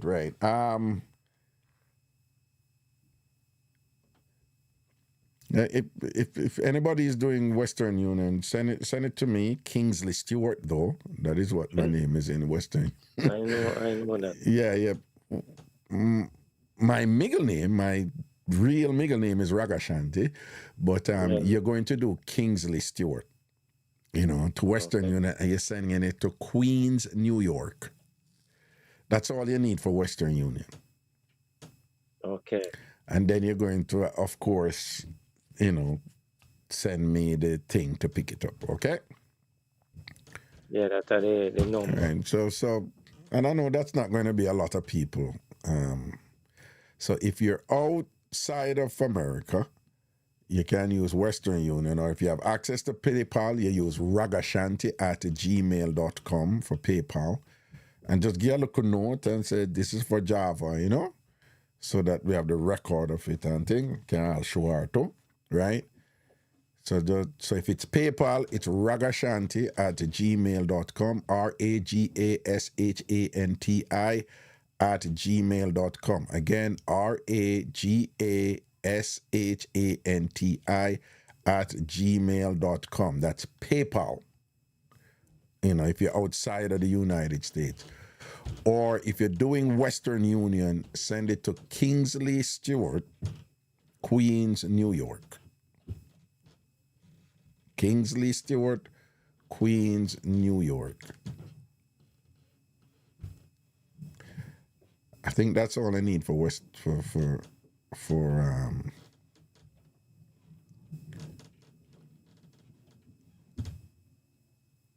I think that's all I need for Western Union. For Western Union. That's how it go. Yeah, sometimes they say we know all, but we don't know, right? Yeah, and if anybody have any problem, just contact me, like DM me or send me an email, ragashanti at gmail.com, right? You can send me an email and we will take care of any problem. But once you're in the United States, though, you're going to sell it to tamfamanc at gmail.com to that account being managed by Antarsha, okay? All right, so what you say now, Ian? Well, I just want to send out my condolence because I know how tough it is when somebody lose a lovely one, or because when my brother dead, boy, I tell us, I don't sleep for nearly 2-3 months, Then time I'm in my teen and in dead little bit older than me. You understand? But anyway, well, as we say, when you lose a loved one or your family, it's very tough, and it will be a rough time for the next couple of months, or for that person. So condolence, and may the little boy soul rest in peace, and I hope him go to heaven where God look over him and his family and him, with his mom and everybody, and blessings to all of them, All That's right. just my word of prayer. But anyway, you see you touch a couple points today where a couple early on, you see you touch a couple points with the lady there, right? Where you did say if the man in the bed with the lady and they could bang around downstairs, and like he must say she if you go down they go check it out, which when say all right, and a couple points where you touch where say when you got people house, first thing when you got somebody else, you don't know how for them house operate or how much visitor them have or who them have coming to them, which is correct, okay? So in ways, there's many different ways where if me come at somebody else, first thing, I'm a man, so little bang around, me not go down there, but and again, you might go down there, you lose a life, you maybe kill that person. If somebody do enter or somebody down there, you understand? Where you don't know about. And I saw people get caught up where you don't know how this person operate for them life, because sometimes you think you know somebody, but you doesn't know them full life of living, you understand? Exactly. Yes. Because everybody's life of living is different, because we are human beings and everybody have a little way we play around. You understand me, Papa? Yeah. So, me don't know your life of living, and me might think me know you, but there's a song that say, if you don't know me by now, you remember that music there? Right. You will never know me. So I figured I would sing that song. Anyway, I want the topic. So sometimes when we do visit people place, you don't know who a person accommodate in a them place when you're not there or when you're coming there. Because sometimes I want my visit invite you over for a visit. And when them think you alone, them invite, them figure to them invite Tom, but them not have that in mind, say, Tom, I go come, but them don't know long me, I go there with you. You get to me, I say,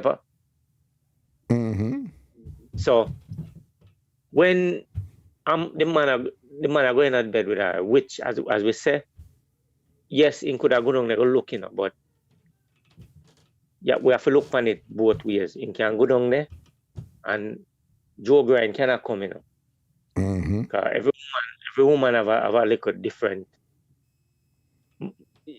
ways or them live them life, as we say. You understand?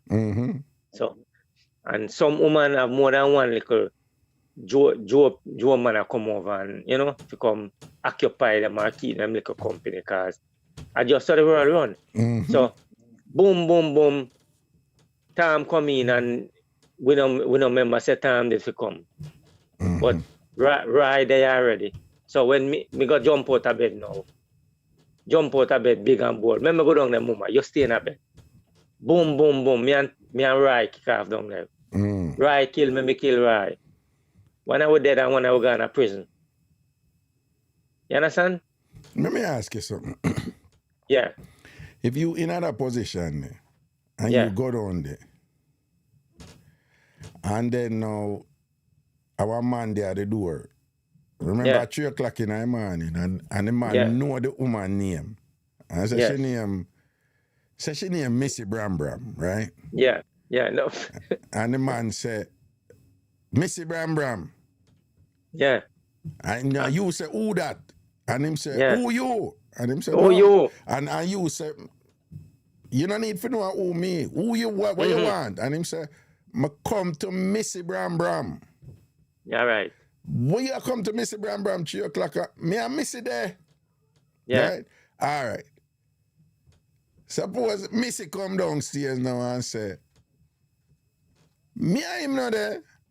And then him a look me and whatever and this and that and whatever and thing and whatever. And the man I say, me need for come in right now. What would your response be? First, if me hear the man say, if me hear Joe Grind say, Missy Bram Bram, right? You know her name, at 3 o'clock in the morning. First thing, Yeah. You have to use your sense coming at play now, Your sense coming at play now. Sense coming at play now. If me hear Joe Grind say, Missy Bram Bram, my sense have got kick in no say. Yeah. I know Joe Grind 1 and 2 there, maybe 3 and 4 did so. Hold on. So yeah, so there's a possibility, say Missy Bram Bram could all take 4 man there, so don't. 4 or 5 or 6. 4 or 5 or 6 or half dozen, yeah. Yeah. I just saw the world set up. Missy could all everybody work for the half a dozen, yeah. Yeah, and everybody have to just enjoy themselves and enjoy life, as me say. Because wait, if the man come to 3 o'clock in the morning, if him feel comfortable for come to 3 o'clock in the morning and him know her name and know the address and thing. Yeah. You are saying there must be something there so where the man can. Right. So Raga, first, if you say Missy Bram Bram, my sense I go chip in this or no. Your sense of it at a sense chipping time right there. So. Yes. With chipping right there. So. Yes. Sense. Yes. So whether you're dunce or you're a bat, you have to use your brain. No, but usually you're dunce bat. So you say whether you're dunce. Yeah. But sometimes we just use the word. Yeah. I know what you mean. Sorry. Yeah, go on. So if me Joe Grind come in and say, the other door out of door and say, Missy Bram Bram. My brain's never tell me no, say, she forgot to tell the man, say, no come. Or she forgot to tell him, say, she have somebody over there already. No, but suppose you just don't sleep with Missy now. And then Missy I say, me and him not there. Him a look me and want me. Well, and whatever. You would have believe Missy? No, but you know, why you wouldn't believe Missy? Me not, Raga, there's nothing, believe, it's something me know, that thing in my brains, you know. Nah, but when me ask wife, Missy tell you, say, when I say, Missy, don't put it on pan you, you know, and rock you, and all, make you do all the jockey with her and all them something there, you know. Yeah. Go for the whip, and go for the whip, right, and you change go the for the stick. whip, and Yeah, you and go up in her head. and you Go up whip in her her. headpiece. When you Yeah, do it, and all them something there, grab her for yeah, her and wig and pinch all him, them and something pinch there. him, Yeah, pinch him. man, and stir up her weave and all Yeah, them man, something and there. pinch him in her side. I'll make your hand get juke up with the truck. And when you say pinch her in her side? Yeah, man, no, you know, pinch him. You bite her in her side. You bite her in her side where the ribs are. Oh. You bite her. You have to bite them in the ribs, you know. Right at the ribs, that's why. That's hurt. Right at the ribs. Them forget bite right at the yeah, ribs. You give them that little bite there, you know. It's a nipple, you know. You use the big it's a nibble. It's a nibble. It's a nibble. Yeah, I know like one. Yeah. Oh, I know like one gravelicious bite. I want to look. No, you just give her that little pinch when you say that little pinch bite. The tongue. So wait, right at the ribs, you have to bite right there. So because that's a soft. That's a soft and tender. That's a soft and tender. Is it like an erogenous zone? That's like a turn on spot, like. Even up to the leg, that's up to the crotch. No, me know what you talk about. Like right on top of the leg there, the waist. Yes. Yeah, one look sensitive part there. So how are you close to the what? Close to the panty line there, so up to the right there, so and things. So know about that kind of part that's sensitive, you know. If you kiss that part, they nibble that part, the way you to the woman. In wet 60 times, man. All right. So let us say that go on then, and you nibble up Missy at our panty line, right? This and thing and whatever, and you bite her with the ribs, they like bite her with the ribs. Man. Bite out her. Yeah, man. You know, bite them. I know, no earth. No, an earth bite. I know, I love bite, man. A skill bite. Yeah, love bite. All right, so I say all of that going on, and then Missy tell you, say, she and the man in a nothing.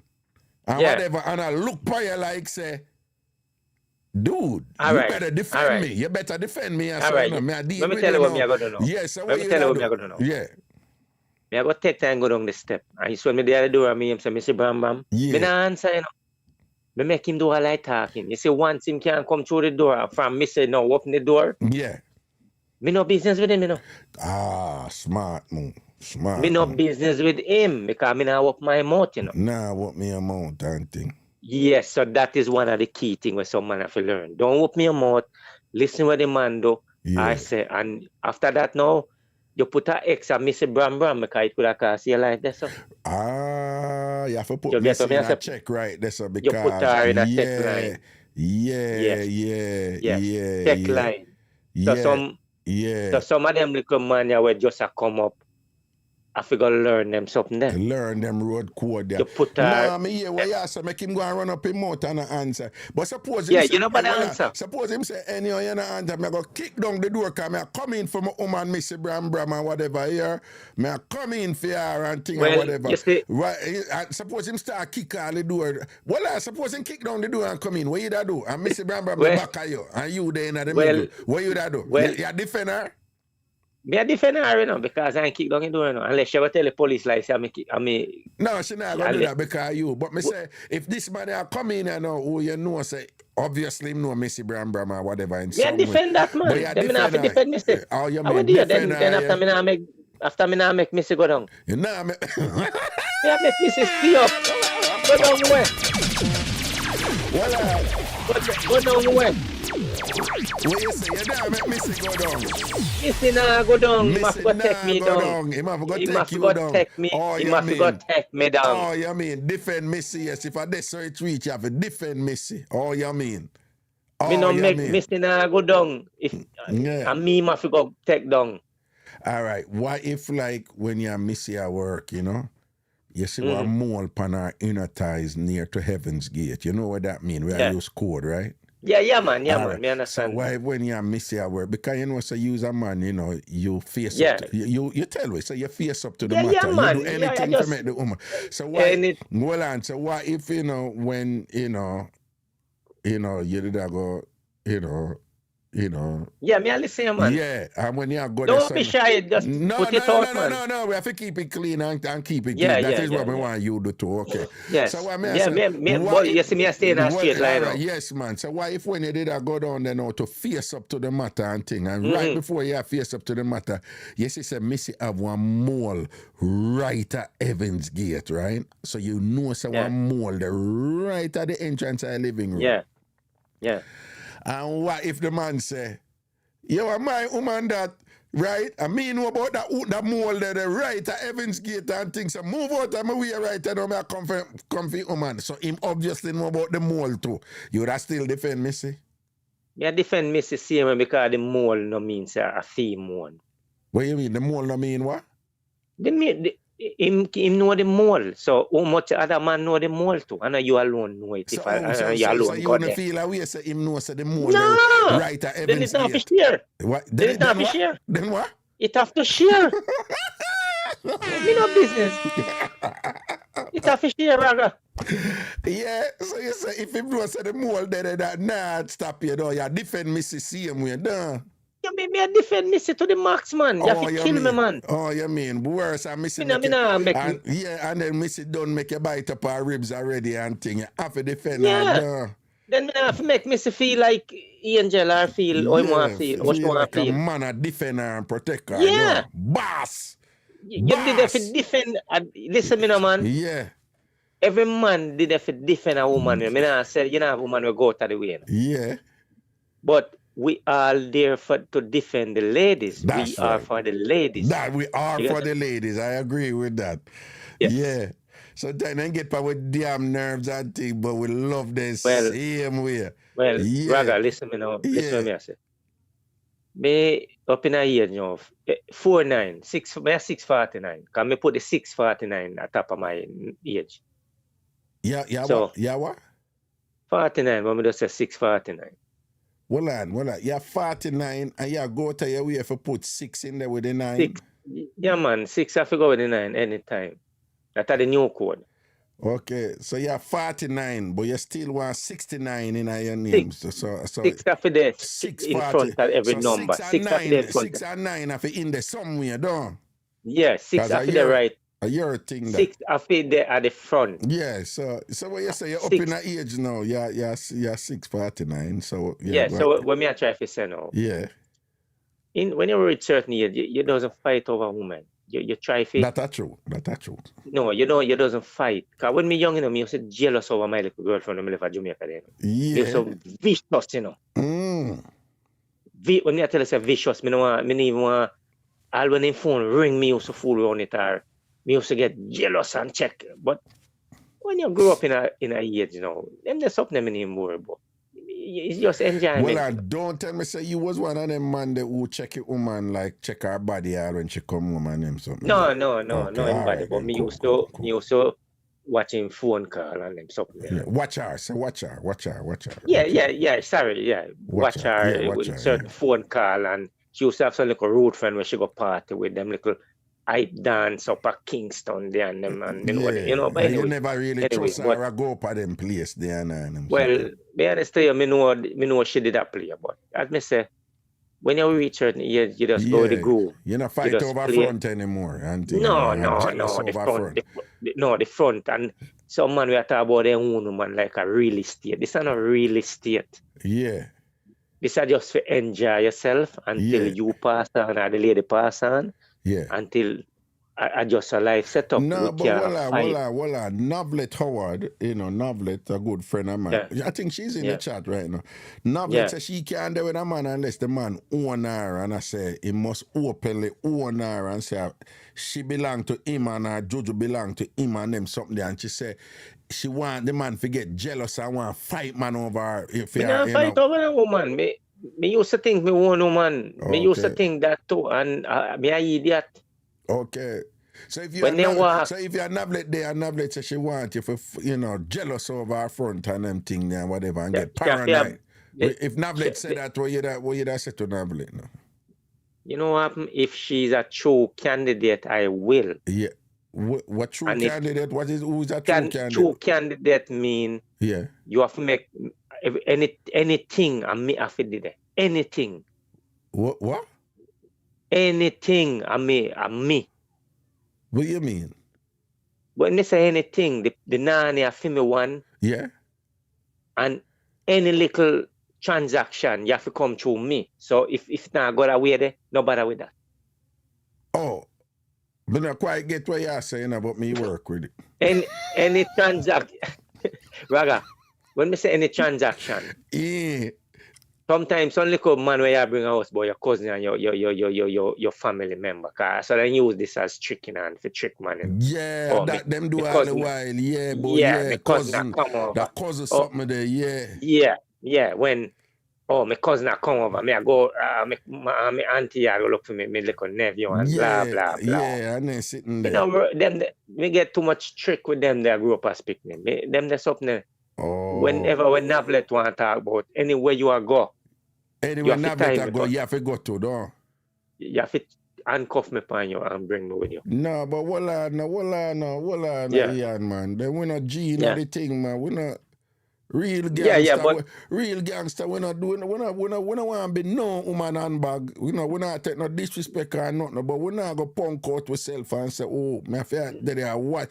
Remember, you know, we have a little thing at Jamaica. You know what the P mean? P watchman, right? And man. And we know. Nani. Just a nani. Nani watchman. All right. Yeah. Jojo watchman. We have to say P all time. Yeah. Coochie watchman. So when I say, the way we grew up and raised at Jamaica, we not say, oh, them man they who have watch a thing and whatever, and they back of the woman them, as we say in Jamaica, P, clock. You understand? And all them look weird. No, and a real man move them, and so you da deal with that. If you can't handbag up a woman them way. No, that's what me I say no. If not, what she name, Navlet? Yeah, Navlet, she name, Navlet. Oh, she see one. That's what me I say. Yeah. If she want the man jealous. Yeah. Anyway, you're going to miss his Navlet. You have to go. Okay. Me see what you say. Yeah. You get what me I say? Because my jealousy not comes anymore. I'm a freelancer now.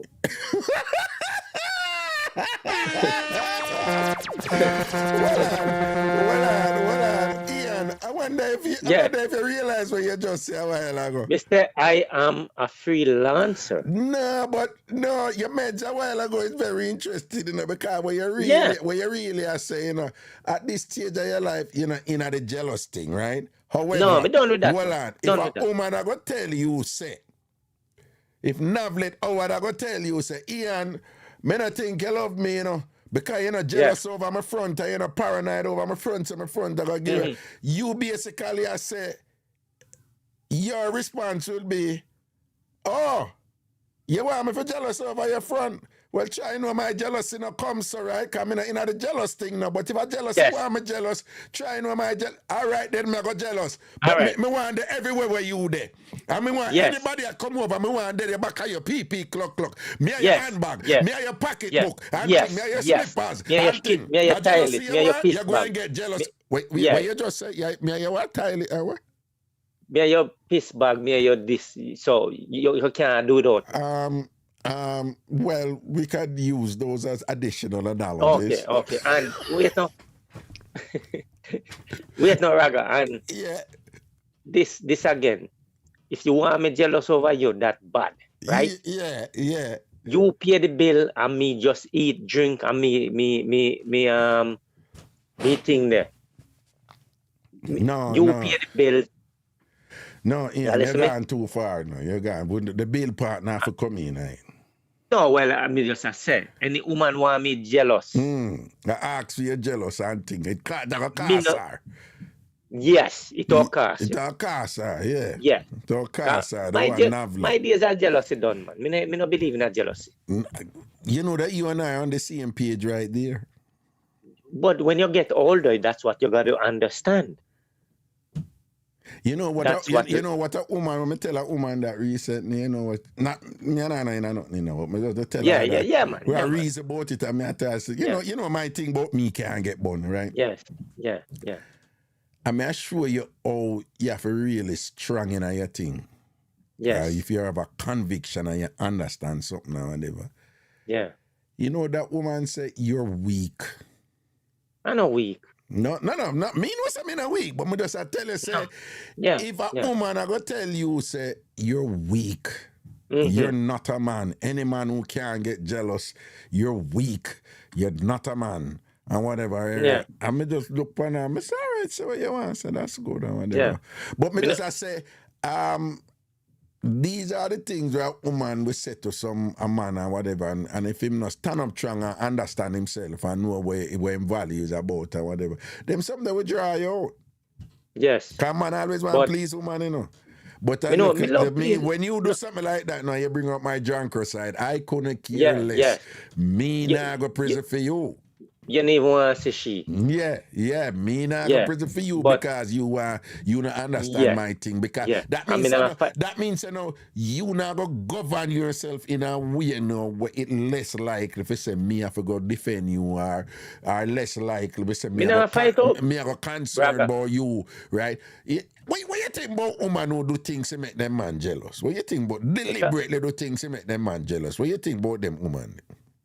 Sometimes, you know, the woman them just try the man them to see how stupid them be. Because these man, I don't see where if a woman want to run her body part, you know, you can't tap her from do that, you know. Thank you.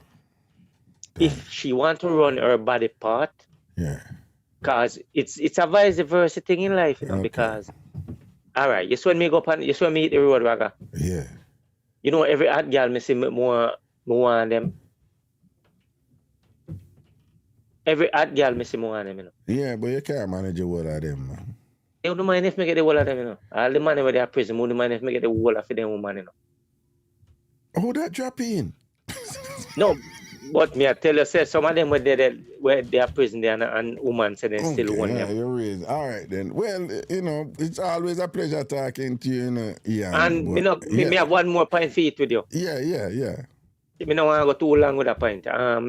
You hit a thing earlier. Yeah. You hit a point earlier, which is common sense. And me watch and me listen. Mm-hmm. But you did say something about some people, you might have like stuff where you're good at and the person that you think them better than you. That's the point I want to go with before me end with you. Yeah, make a point with that. Yeah, because with me deal with the racer, so I'm good at my job. Because I'm a rank and face, you know, from the picnic stage. You understand? Me too. My rank and face it too. Yeah. Yes, but most people, all right, you see, most people tell me, say, if you never good at what you do, you would never job. But the thing is... That is a stupid statement, by the way. No, most people, them know me good at what I do. Because I'm from Jamaica, my stepfather teach me. No, but for somebody to say to somebody, oh, if you weren't good at what you do, if you weren't as good, if you weren't as good as what you're doing, you know, what you're obviously good at, you wouldn't have a job. Duh. Well, it's jealousy. Sometimes it's jealousy. Yeah, it's a silly statement. Yeah, then jealousy and them know you're good at. People generally monetize what they're good at, you know. So what's your point? You know. So, but anyway, go on. What me I try to say to you, like, see, growing up when me used to be at Portugal, me used to scull the school just to go play soccer. Cause me did good at soccer too, you know. So sometimes I sit down and I say, oh, me can do like. Certain people when me see do stuff like with education wise, you know, I'm not good at that. Right. But there's other stuff that I am good at. Excellent. You understand? Excellent. But at the end of the day, me not go tell a person you say, you know, you're well educated more than me, you know. Me just watch them and me try to conquer what them have. Me not make them know what me know or what me not know. Do you know the story in the Bible about the parable in the Bible about the men who have them talent? Like one had 5 talent and one must have 2 and one must have 1. And the one who have 5 go multiply for him, and the one who have 2 multiply. And the one who have 1 go bury for him 1. Yes. That is analogous to what this is all about, you know. So, I mean, even the Bible teaches it, right? So the idea is don't preoccupy yourself with other people's, you know, strengths or other people, whatever. Focus on what you have. Because we all have 5 skills out there, you know. And you can excel in them 5 skills. But your one skill where you have, your one skill can far support, far surpass that 5 skill out there, But you see, if you don't realize that, let me focus on me and do me and stay in my lane and stop get too preoccupied with the person who have 5 skill and you only have one and thing. So you get so focused on them over there and you're so focused on the negativity and the bitterness and of course it's the covetousness and whatever. And you feel like you were dealt a raw deal because them get 5 and you only get 1, not knowing that you're 1. One is a blessing like to the probably sky. the most amazing thing than even for them 5. You understand? Yes, because and for them 5, maybe 5 academic things and things. Your 1 might be fishing, but you can be a billionaire fisher if you because you're so good at this thing. You follow me, I say? Yes. Right? So, you see, with my one little skill now, me have other stuff for me do, but you see my little riding skill me have. Yeah. It's a lot of youngsters I teach and pass it on to, Yeah. And people always tell me, say, why you don't open a school? You know what I tell them, say? At my age, I don't want to open a school because the kids have nowadays. You're wasting your time when you're going to sit to teach them whatever because they're gonna give you high blood pressure and give you. When it comes to teaching young people, you have to want it and it demands a particular skill set. You can't. Right, me understand. Because the kids them nowadays, me not see all them are just internet and them are not my. I'm not downgrade or discriminate. But listen, it's a solid point you make. I'm going to have to go now, but just want to thank you for that. For seeing it up with a very profound and useful last point right there about make sure so you focus on your gifts and not get too preoccupied and watch other people with them things. I just want everybody to focus on for them stuff for them having a life. Teach them and stop worry about others. Just like you sit down in front of this and you tell everybody, say, look at me early on in the show. I want them remember where you tell them, say, look at me and listen when me I tell them, say. Because I never did you ever sit down there and teach them. I never really say look at me, but no, you say I want everybody to listen. So you did a point out there. Right. Correction. But yeah, man, but thanks. You're Ian. And blessings and condolence to Java and blessings to the big world. up all of the Canadian them here. Big up all Canadian. Big up everybody in the world. Everybody in the world. No, but me just want to say right now, you are single-handedly redeeming Canada. You're single-handedly keeping Canada up. Hold on, man. You are keeping Canada on the map. You're representing, you're representing Canada. The Maple people are proud of you. And the Poutine people are proud of you. The Moose people are proud of you.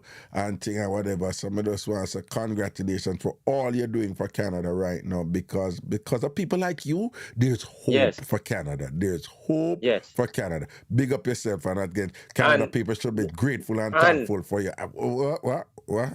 And me thank God for Canada, because if it wasn't for Canada, I wouldn't be where I am or who I am to this day. So love. And I bless respect, Canada, man. Love a million. All right, then. Respect, man. Okay, cool. Sir. Thank you.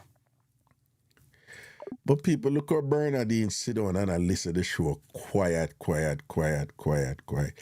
And at that part, the chef will go jump out, pan, right? Apart the dry out, don't it, Bernadine, no? The part the dry out. Bernadine, the part the dry out.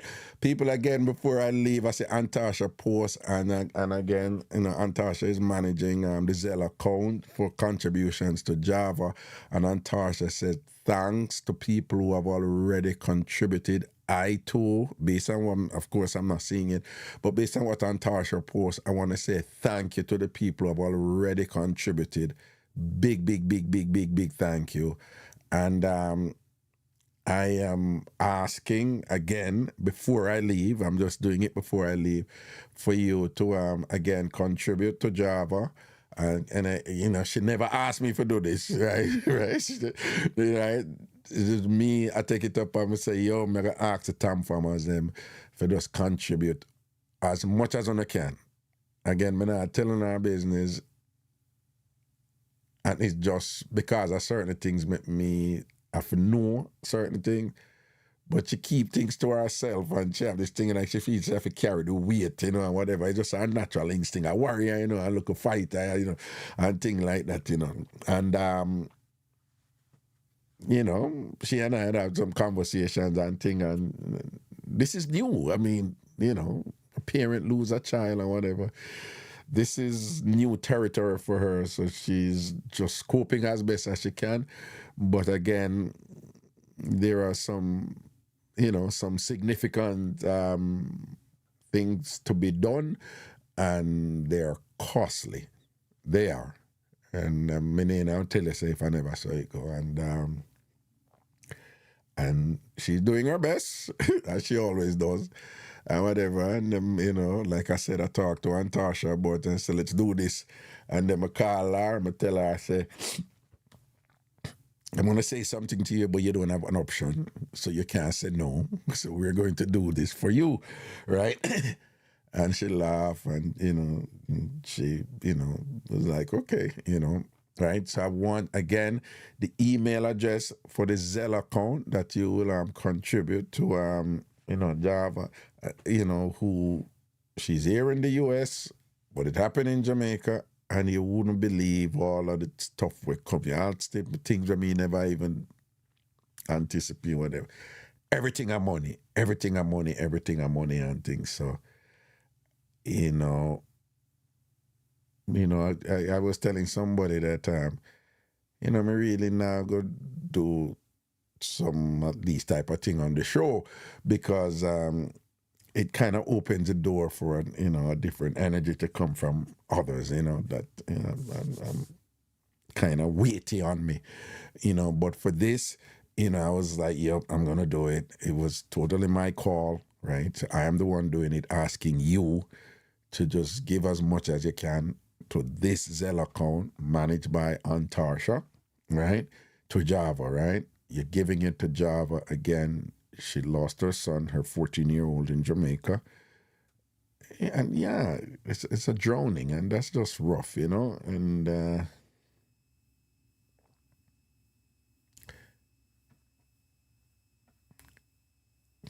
you know, with stuff like this, you know, you can't even say, I understand, unless you have lost a child too, because no, you don't. You don't understand. And you can sympathize, or you can empathize, but a mother loses a 14-year-old child. No, you don't understand. All right? But you can just do what you can to help, to alleviate, you know, some of the stresses. In this case, I am specifically saying financial stresses that are quite overwhelming for her right now, right? Okay? So again, contribute to Java through Zelle. And the email that you will use to do this is tamfamanc@gmail.com. tamfamanc@gmail.com. tamfamanc@gmail.com. TAMFAMANC, one word, @gmail.com. TAMFAMANC@gmail.com. One more time. TAMFAMANC@gmail.com. You just go in the Zelle, use that email, and you're contributing to Java, okay? And Antasha is managing the account. She's dealing with it. Antasha said a bunch of you have already contributed. So I am asking every one of you to contribute as much as you can. Every one of you to contribute what you can. Every one of you, I want you to contribute what you can to Java, all right? I am asking this of you, okay? And again, if you're in Canada and you use PayPal, you send it to me, ragashanti@gmail.com, ragashanti@gmail.com, or contact me, online or at the email, and then we'll arrange something, and I'll just pass it on over to Java. And then I remember when you're sending these things, some of them give you like a little line there for you to say what it is. You can just put a little line there and things like that, and so this is for Java and so forth, or whatever else you want to say. I'm sure she'll appreciate some of those also. Okay. For those of you who prefer Western Union, again, if you're in the United States, use Zelle, right, and send it over to that account managed by Antarsha. But for those of you who, I suspect there might be a few of you, one or two of you, or who are Western Union you're used to, send it to me and I'll pass it on over. Kingsley Stewart, Queens, New York. I think that's all you need for Western Union, right? So it's Kingsley Stewart. Don't use the Raga Shanti. Raga Shanti is actually my name. It's my middle name, but Western Union, they have your name registered and thing and whatever. So Kingsley Stewart, Stewart, address Queens, New York. That's what you need for Western Union. You send it to me, but you have to inform me that you send it, of course, and then I'll just hand it over to Java. Okay, and I want to thank you all in advance for contributing, to this effort here. Big thank you in advance. I want to thank you for Java. I'm sure at some point she will do so herself, but I just want to take the time to just thank you in advance. So if you're listening me right now, contribute. If you're listening to repeat, if you're watching or listening to repeat, I want you to contribute too, okay? All right? Blessings, people. Take care of yourself. Love and blessings and everything. And, on a different note, we should all feel fortified in positivity that Ian would defend Missy Bram Bram, even if Missy Bram Bram Bonaman did not come up on them. All right, people, bless up for themselves, Yo, I mean, it's a laugh, we have to laugh, man. We have to laugh. We have to, balance it thing, balance it thing, all right? Okay, and people take care of themselves, I'm married, everything is everything, all right? Watch your right. Rap-a-pam, dance-all jam, moving to the world like a wild stallion. Stepping from we island, stepping into other lands. Boy, we are gonna kill them with style and pattern. Rap-a-pam, dance-all jam, no more jamming, only in the wood and waterland.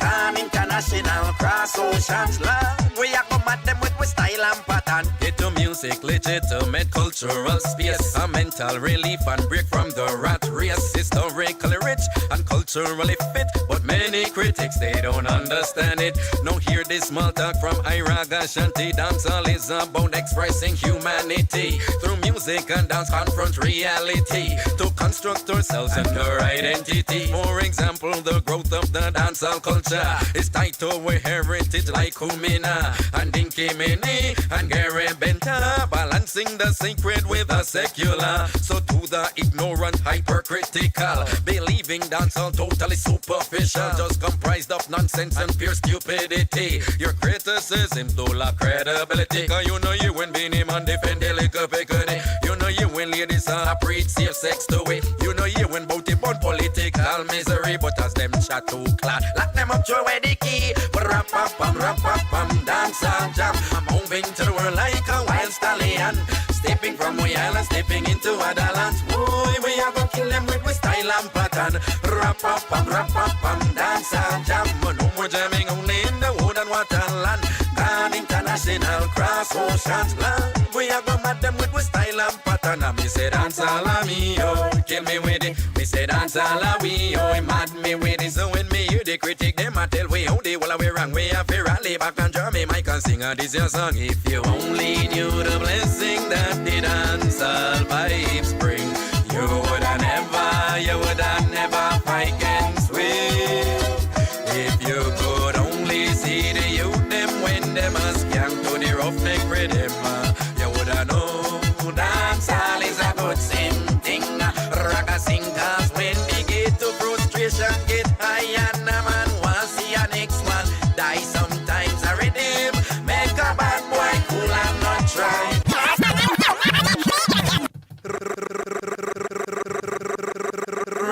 Rap-a-pam, dancehall jam, moving to the world like a wild stallion. Stepping from we island, stepping into other lands. Boy, we are gonna kill them with style and pattern. Rap-a-pam, dancehall jam. No more jamming only in the wood and waterland. An international cross oceans land. We are come at them with style and pattern. Get to music, legitimate cultural space. A mental relief and break from the rat race. Historically rich and culturally fit, but many critics, they don't understand it. Now hear this small talk from Raga Shanti. Dancehall is about expressing humanity. Through music and dance confront reality. To construct ourselves and our identity. For example, the growth of the dancehall culture is tied to our heritage like Kumina and Dinky Mini and Gary Benta. Balancing the sacred with the secular. So to the ignorant, hypercritical, believing dancehall totally superficial, just comprised of nonsense and pure stupidity. Your criticism do lack credibility. Cause you know you when Beanie Man defend the liquor pickery. You know you when ladies are preach safe sex to it. You know you when bout it on political misery. But as them chat too clad, lock them up throw away the key. Rap-a-pam, dancehall jam. I'm moving to the world like a wild stallion. Stepping from we island, stepping into other lands. Boy, we are gonna kill them with style and pattern. Rap-a-pam, dancehall jam. No more jamming only in the wood and waterland.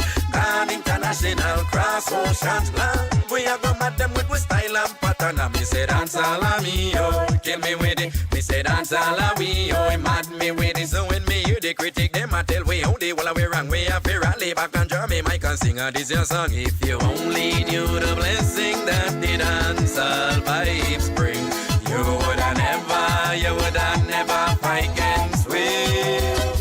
If you could only see the youth them when them a skank to the roughneck rhythm, you woulda know dancehall is a good same thing. Raga singers when they get to frustration get high and a man want see a next one die sometimes a rhythm make a bad boy cool and not try. Me nah lie, you have your own system where you use when problems under your skin. So you feel left way, make we survive with we sin thing. That's why me sing breaking rap-a-pam, dancehall jam. Moving to the world like a wild stallion. Stepping from we island, stepping into other lands. Boy, we are gonna kill them with style and pattern. Rap-a-pam, dancehall jam. No more jamming only in the wood and waterland.